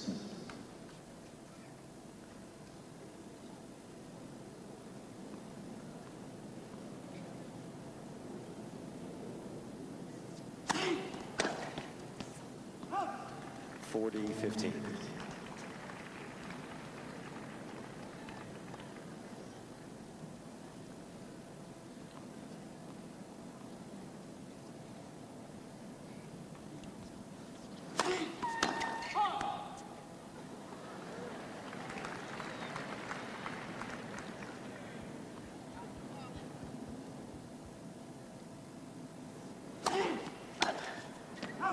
Game Rafter. And Philippoussis in the last 5 or 10 minutes has been losing control, not just on the serve but on the ground strokes as well. Volume of serve, what do you think? Well, Rafter just continues on his merry way, even though he did lose the second set. Look at his statistics, 31 total winners and 4 unforced errors, and he's been able to create 17 break opportunities. And I think Mark Philippoussis is serving and volleying particularly well, but it's not in his nature to absorb a lot of pressure. He doesn't want to make 5 and 6 and 7 bootlace volleys time and time again, and that's why we see him going for so much on the second serve. He's really trying to get the free points, but of course it backfires. Bill said it, in one game 3 doubles, in another 2 in a row, and you just can't afford to do that at this level. But I was so busy rambling I missed the statistics of the set, excuse me. But really, it's just a situation where Rafter just continues to do all the things that he does well. I thought there was a few signs of frustrations there from Pat when he'd had his break opportunities and the racket left his hand on one occasion, and he knows that he's got to take advantage of it because he doesn't want to let the scud get in a tie-break situation. Pat knew that they were very important points, and I just get the feeling now that he's probably strong enough and he can concentrate well enough to go on with the job in the fourth. There's no doubt that Philippoussis is playing much more mature tennis these days, and yet you get these idiotic points. I mean, you can't say anything else. No, but it's encouraging to think that, yes, he is, and you still see these crazy points coming along, and you just wonder if he continues in this vein now, if this is a real watershed in his career, how good could he be if he continues to work and improve this style of tennis? Wally? Love 15.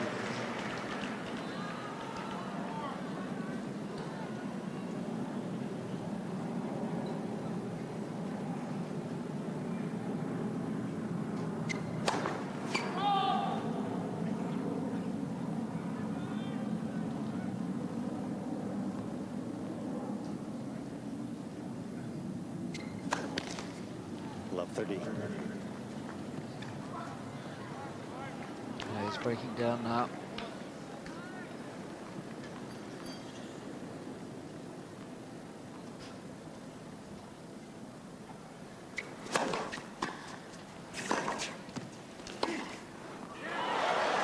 That's love 40.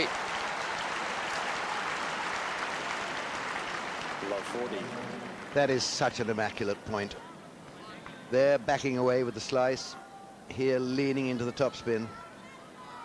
It's all there, all the skills, all the shots, all the spins, all the variations of power.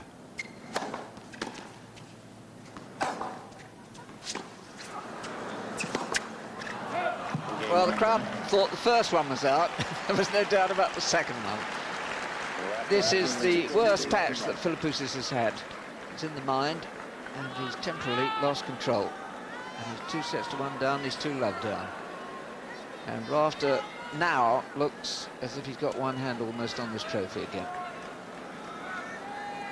Well, he loves hitting hard, he loves driving fast, he loves fast cars, he loves acting crazy. He's doing just that at the moment. Not 2 love.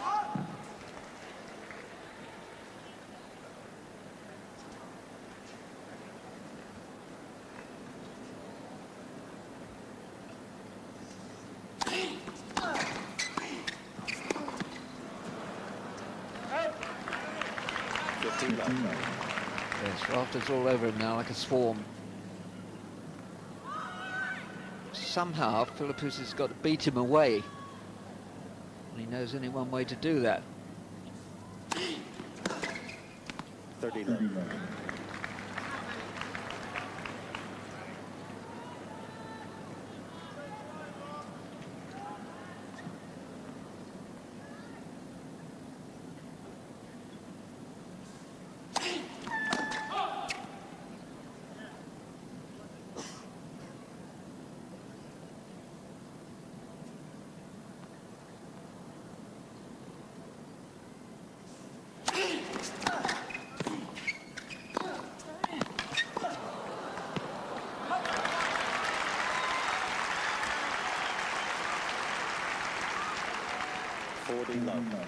Tony Roach looked serious.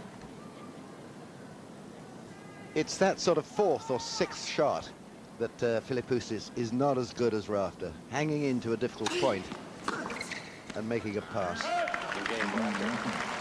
And more, you get the feeling that Rafter's collaring this match completely. That's 3 love, 2 sets to 1. What can Philippoussis do now? Against Henman. And at that moment, you just said that Henman couldn't possibly fail to win the match. And he did, because Philippoussis came back with manful endeavour.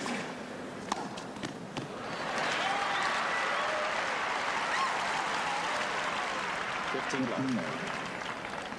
Well, you're right. It was in the second set against Henman that, having won the first, he went love 6 in about 2 minutes. I mean, it was just ridiculous how quickly that set went. 15 all.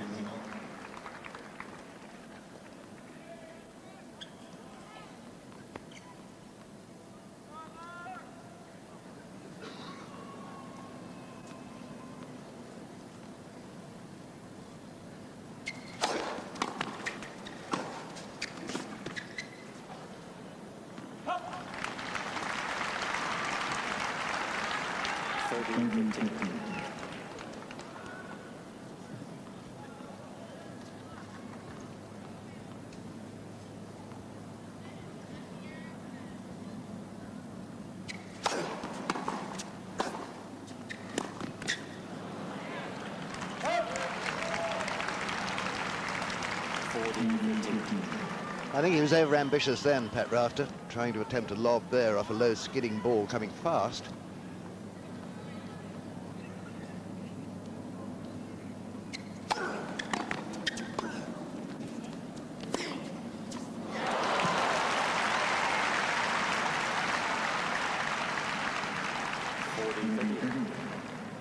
This backhand pass is a wonderful weapon for him. No way of gauging whether it's cross-court like that or down the line. He's got both of them.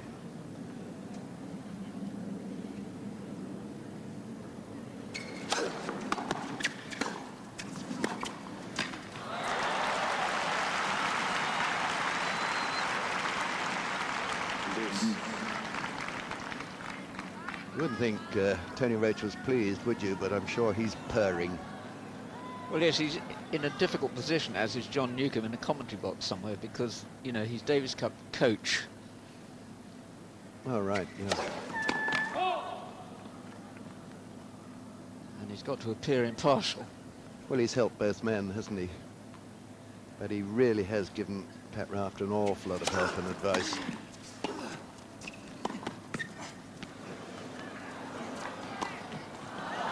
Well, he hadn't been getting those in, but he persisted. It's obviously something that Philippoussis is always going to be a sucker to. Well, there have been 3, cross-court on the backhand, top spin, almost exactly the same.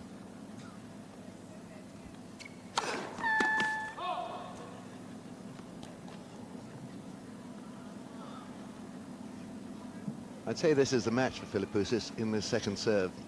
Drop this one.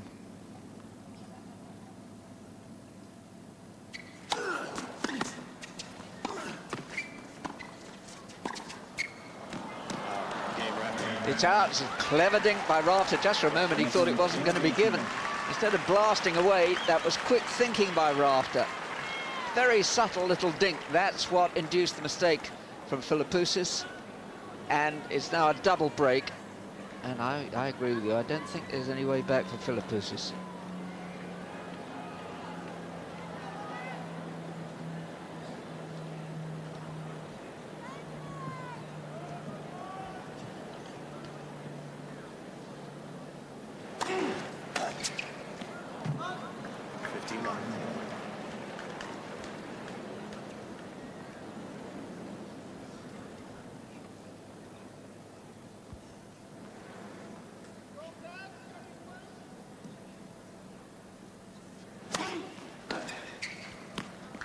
Love.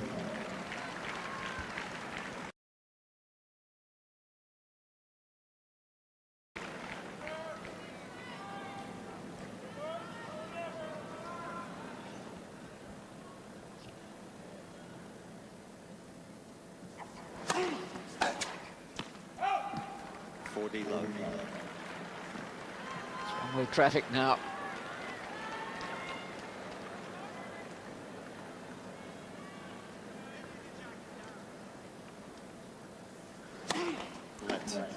For serve.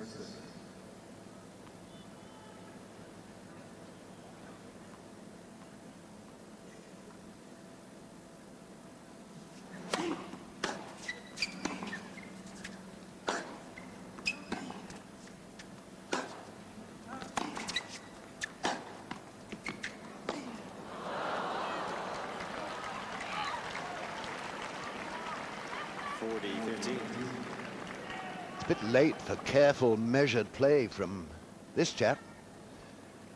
Yet that's what we got.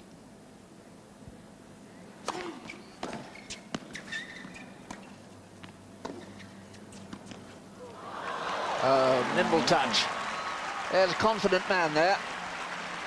A man who almost certainly now is going to retain his championship that he won so thrillingly for Australia this time last year. 5-love.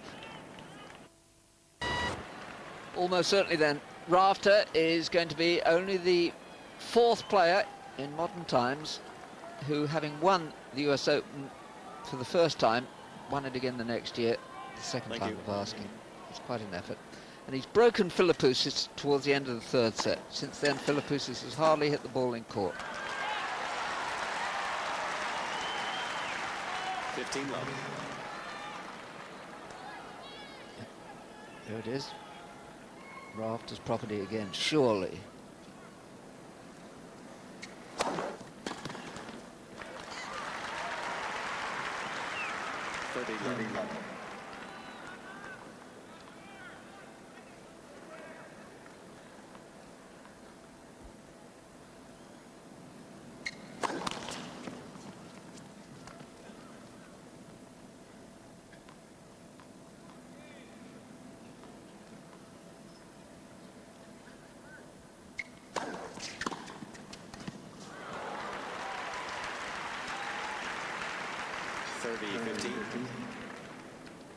Good footwork, moves the body out of the way. Just strokes it, caresses it in the right direction.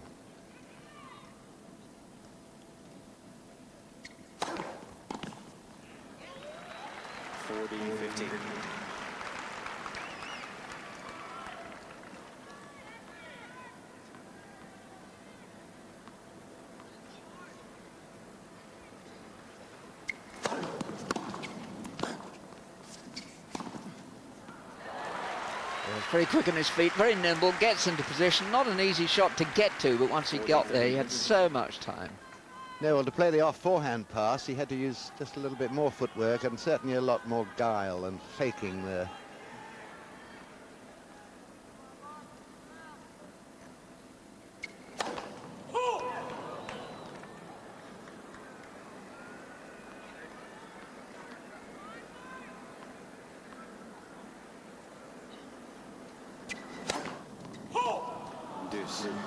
Well, it really is extraordinary to think in this dilemma that Mark Philippoussis would go for second surge like that.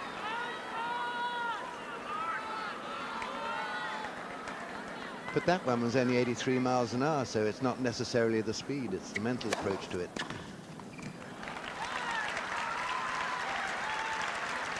Advantage for Philippoussis.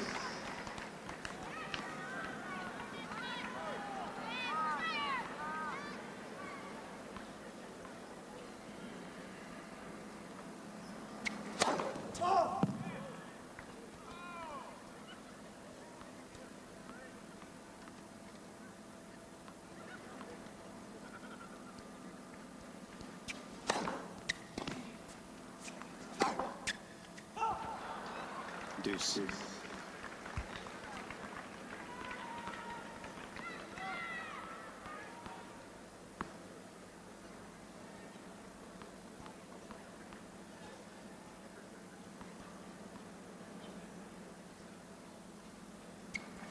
Left. For serve.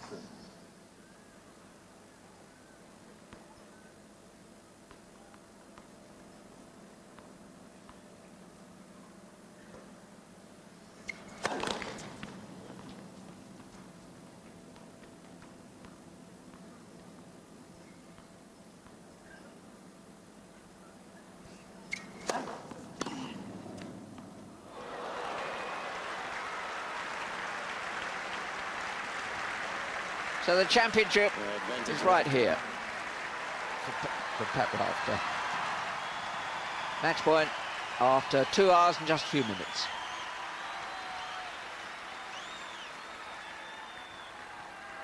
I just pray it's not a double fault here.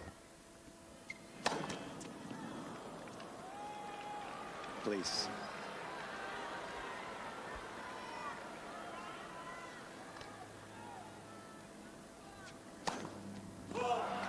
And game, set, match. Well, it was Rafter. almost certainly going to happen, that. It's a calamitous ending. It's been a 3 sets to calamitous 1. serve when 6-3, it's let him down, 3-6, because it's let in the 6-2, champion Rafter. 6-love. Nice, friendly ending to the match. We wondered about that, but it's very difficult not to think that Pat Rafter's a good bloke. He's champion again. He goes to number 2 in the world, or he will on Monday. And apart from that one period in the second set where he seemed slightly less sure of what he was doing, in the end he was always in control. He's a great champion, you know. This guy's got all the shots on and off the court. This fellow here, tremendous promise, wonderful character now in the game. I just hope he gets the right advice from parents, coaches, friends, and so on. Surrounds himself with the right people, because the potential is enormous, but at the moment it's raw talent. It's got to become a different sort of talent under control. But terrific effort for him to get to the final, and for Rafter, I couldn't be more pleased to see this man champion again. And Wally Mazzur will bring you in. What will delight Pat Rafter especially is that he didn't like it because he thought somebody, I think it was John McEnroe, he thought had said it, said he was he might be a one-slam wonder. He isn't. Well, what if he was a one-slam wonder? The definition of a champion in my book is being the best you can possibly be, and that's exactly what Pat Rafter is. And I don't know if John McEnroe can say that at the end of his career. He was a great player, but he did not have the work ethic of this man, Pat Rafter. Here's the problem. The second serve of Philippoussis quite often going for too much, but really, Mark Philippoussis played some smart tennis, but he hasn't paid his dues. Pat Rafter, he's a great athlete who works at it. You could talk about him for a long time because he does everything so well. Just have a look at that. 39 winners and 5 unforced errors in 4 sets of tennis. He was the deserving champion. And the scary thing about today, and even about yesterday, was it was somewhat clinical. And just watching Rafter's reaction after he won, it was almost as though he expected it. And who knows? I mean, how this guy can play on hard court, who knows what he's capable of in the years to come. Well, there we are. It's been a wonderful day for Australia. 2 Australians in the final of the US Open, and a marvellous day for Pat Rafter because he's retained the championship. Thanks very much, gents over there. We'll be back to you in a few minutes' time for the presentation. Interesting definition of a champion, I thought, from Wally Mazzur, to be the best you can be. And Pat Rafter certainly makes the most of what he has. He's not only athletic ability, but what a triumph for his willpower out there. Because you get the feeling, or I got the feeling, that he was weakening, and with every right after such a long tournament, such a long summer. But willpower just got him through. Well, I actually didn't get that feeling that he was weakening at all. I thought that as the match wore on, and it's sort of a pattern with him, in the beginning he's finding his feet, and then as the match wears on, he gets stronger and stronger and stronger, and that's an amazing, testament to his willpower.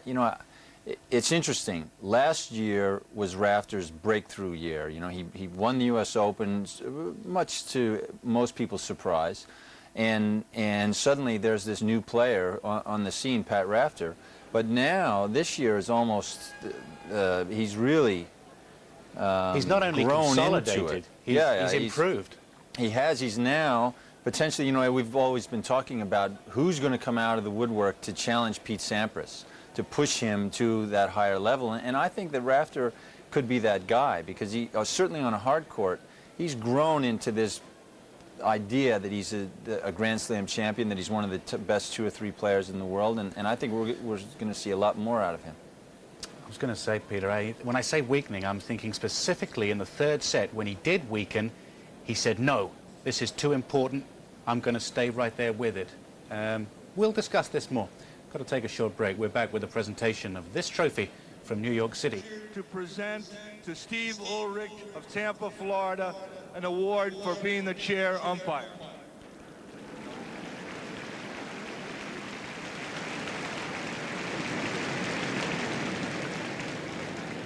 And now, ladies and gentlemen, it's my pleasure to introduce Mr. Tom Orby, Vice President and General Manager of Infinity Division, who has a check for the runner-up. Tom?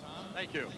What a privilege for Infinity to be associated with the greatest tennis event in the world, and also in the finest city in the world, with the greatest fans.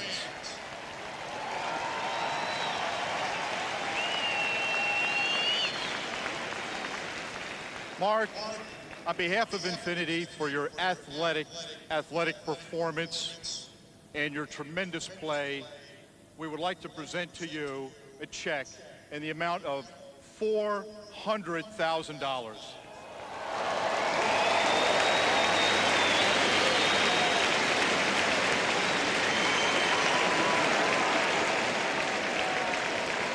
The Tony Roach watching there, £250,000 check, more or less, goes to the runner-up. Tony Trobert talking to Mark Philippoussis. Yeah, I played great. You have to give all credit to Pat. Played some great tennis, and he's tough at the moment. You know, what can I say? I played some great tennis during the week, and just happy to be here. You saved 3 match points in your quarterfinal match to get here. That was a pretty good effort, too. Yeah, you know, I fought hard, and you know, just wanted to stay strong, and anything can happen. All right, Pat, again, congratulations. We'll look forward to seeing you here next year. Okay, now, Tom, we have a check for our winner. Yes. Patrick, for your championship performance, Infinity is pleased to present to you a check in the amount of $700,000. Congratulations on a repeat. £435,000. We will take a bob or two. Patrick, congratulations. You defended well. You've got to be very fit. You've been through a tough tournament. Yeah, it's been a very long summer for me, and also another great 2 weeks of tennis for me. And I'm going to take the microphone off you. Because I never got to thank all the people I wanted to thank last time. And that is my family, my girlfriend, and all the support in the box. Thank you very much for coming out. And last of all, well, I could go on, commiserations to Mark, but you fans, you make it a fantastic atmosphere for us to play in. Thank you very much, and we'll all be back next year. Thank you, Patrick. A couple of questions for Wally Mazur. Mr. President, you have a beautiful trophy here to present to our winner. We would like to present this trophy to the 1998 champion of the US Open, a young man from Australia named Rafter. Come on, Jeff Number 2 in Pollard, the world when the new world rankings come out on Monday. with Harry Marmion, to our 1998 US Open men's singles champion, a repeat, Patrick Rafter.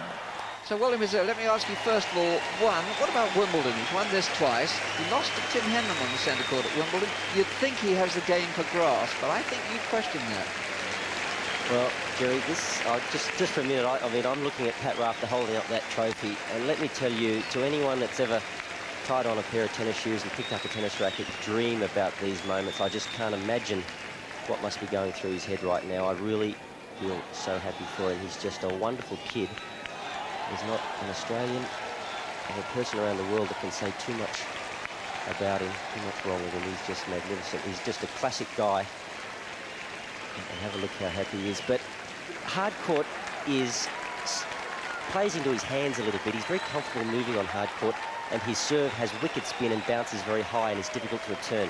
That wicket spin doesn't relate to a high bounce at Wimbledon. The slice serve is the prevailing serve there that is effective, and Rafter, it's something he'll probably have to work on, but maybe it's just a little bit in his mind too, a little bit of self-belief at Wimbledon. If you're that great an athlete and you volley that well, surely you can make things work for you at Wimbledon. Now, Mark Philippoussis, he's certainly matured well. Oh, this is for the family. That's a touch of Pat Cash happening up there. Tony Roach shaking hands. His trainers, physical training, the girlfriend. I think there'll be a kiss later, won't there?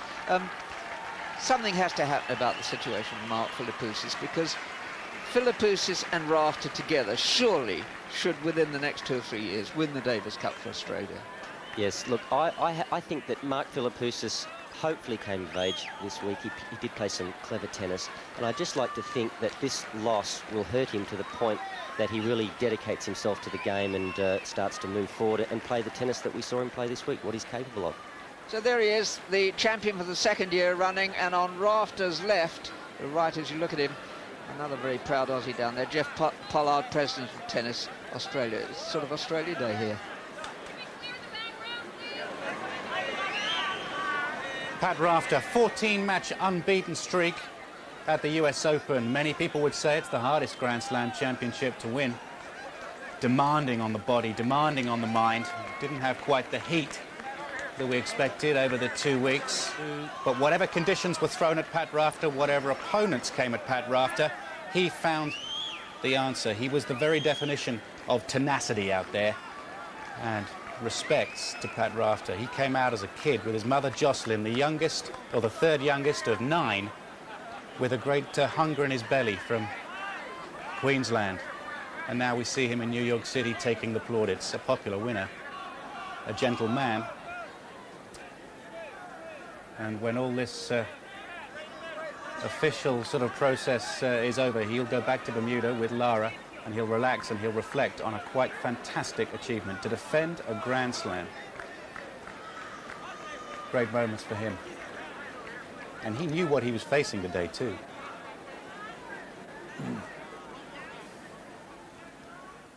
And as we look at Pat Rafter, you have to think, well, Mark Philippoussis, he'll have his times again, Peter.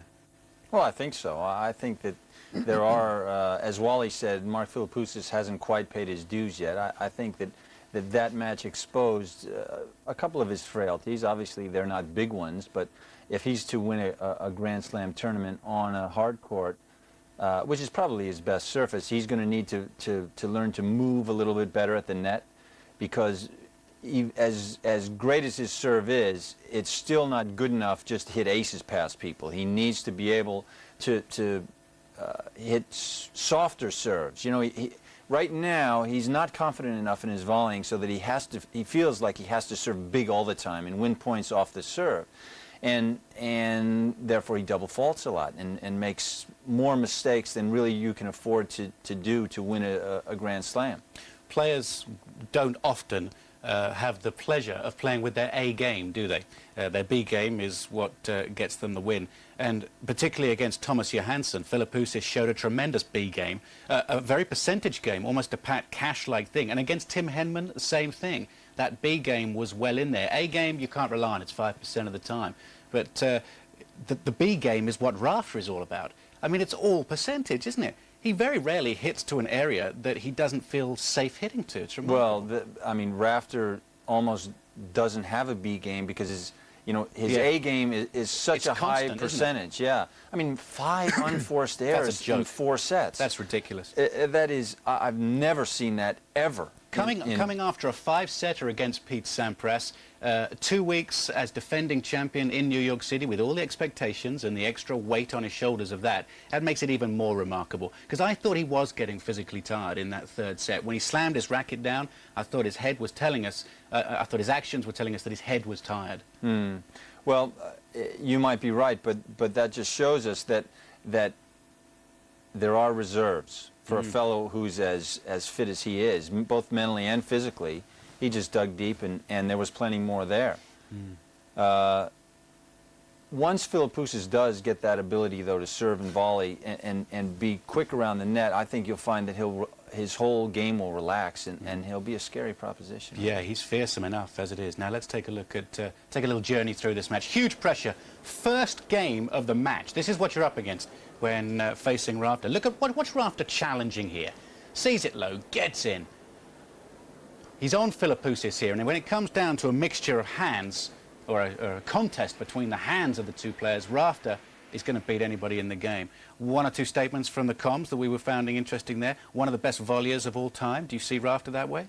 Perhaps. I mean, it's very difficult to compare players from different eras, but certainly he's the best volleyer now, and in an era, it's close. In an era when there aren't that many great volleyers around. Well, that's true. He's pretty much far and away the best volleyer, but you know, you can't do much worse than having Pat Rafter as one of the greatest volleyers. Take a look at this point here. This is Rafter getting in on Philippoussis again. Now we're going to go through this one nice and slow. This is Philippoussis' first service game in the 2nd set, almost identical to the first point that we picked here. Now, it comes into the body. That's a big serve. Make no mistake, that's 117 miles an hour. Let's stop it right there. See, look, once he has hit this return, there's Rafter. He sees it going the shortest distance between him and his opponent. He's dumping the ball short. He is making his opponent get out. And what does he want to do? Well, he doesn't want to be going over here and looking to hit another big ground stroke. Watch what he does. He gets in. Look at Rafter, top of your screen. He's going to keep on. He's just going to come straight on in. See, he's got Philippoussis out. Here comes Pat. I mean, look, that's a barn door. That's the side of a bus. Actually, it's the side of an airship right there. You can volley that there anytime. Actually, he's so confident he goes within 6 inches of the line. Here it is in slow. Gets him wide, moves in. Ooh, I love it. 82% first serve percentage in the first set. 1 or 2 unforced errors. No, it was a fantastic performance. I mean, it really was. We won't see many performances like that in the years to come, really. Hustle. Pat Rafter is all about hustle. Now here's a break point from the third set. Crucial third set it turned out to be. We felt that it was the balance. Philippoussis, of course, went in the fourth set a little bit. I just want you to watch the hustle down this end. Peter, you remember this one? Well, absolutely. You know, his court coverage, while he doesn't have the speed of a Michael Chang or something, his mental ability, his eyes are so intense that he's off the mark so quickly. He covers a lot of court. They loved it in there. And he earned so many break points out there, and he didn't take them all. But if you earn them, eventually they'll come your way. Lobbed very well as well, did Rafter. And once he'd won the third set, I felt like the fourth set was running away, rather. And take a look at this point. It's break point at 3-love. This is when the match was won for Pat Rafter. It was actually a shame to see Philippoussis not picking up a game in the last set, but here it is. Look at that, he goes behind him, and look, Rafter just makes him play another ball. He said that in the quotes before the match. He said, "I got to make him play a ball." That was an overall from the chair. There's Rafter, slight panic. Don't worry, Pat, it was out. Let's go and find out how our new champion feels. Pat Rafter talks to John Newcombe. Great emotion out there, but the match really turned. Set all, 2-all in the third set. It was a real dogfight, and you were starting to get a little bit frustrated with all your opportunities. Well, yeah, I was up 4-love in that game, and I was looking for something extra to kick me along, and I knew I was playing very well, but it was just the emotion wasn't really coming up. And when I got back and I won those next 2 points, I felt like this is a turning point in the match, and then it was a good chance for me to break. Would you be surprised if I told you you had 38 winners for the match and 5 unforced errors? Well, it's when you're on the court, you don't really think of that too much.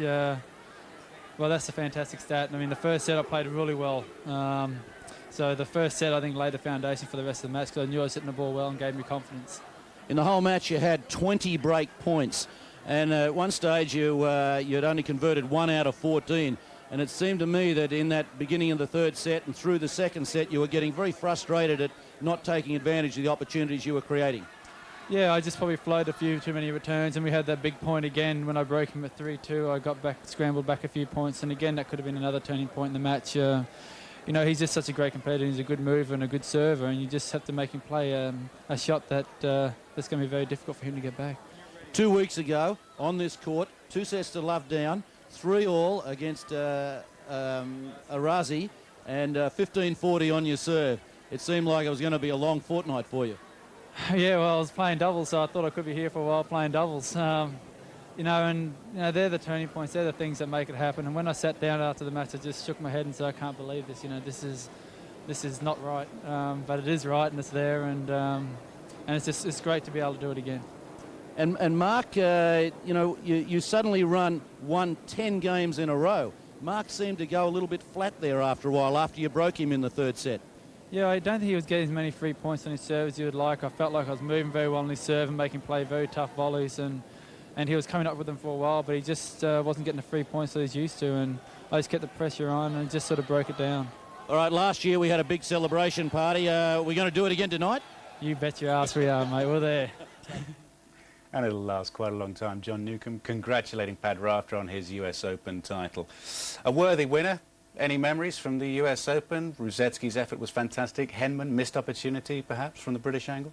Well, I think it's, you know, you could see that he just wasn't quite good enough, really. I mean, Philippoussis just outplayed him. I think that watching this match, Tim will have learned something of what he needs to do to improve his game, and I'm sure he'll be back better next year. Last year he had to watch Ruzetsky in the US Open final from Tashkent. This year he watches 2 people that he's beaten this year in the final. I guess the belief's got to be there for him. Oh, I think so, and I think Greg should be pleased, really, with his efforts after, you know, I think he's back on track now after that lung injury, and should probably be looking forward to good results in the fall as well. We've just seen the US Open final. Pat Rafter has defeated Mark Philippoussis. You can see highlights of the US Open men's final tomorrow at 3 p.m. on Sky Sports 2. It'll be on Sky Sports 1 at 7 p.m. And our next action from the women's side, the Fed Cup, Switzerland versus Spain, comes your way Saturday, September the 19th. That's Switzerland with Schneider and Hingis against Spain with Martinez and Arantxa Sanchez Vicario. That will be a good one. 9:30 Sky Sports 2, Saturday, September the 19th. It remains for me to thank all my guests who have shared the studio, including Peter Fleming. Thank you very much indeed. Look forward to your company again soon. And thanks very much to all the production staff on both sides of the Atlantic. Lindsay Davenport wins her first Grand Slam title without losing a set. Pat Rafter does it again. Thank you for your company over the past 2 weeks. Bye-bye.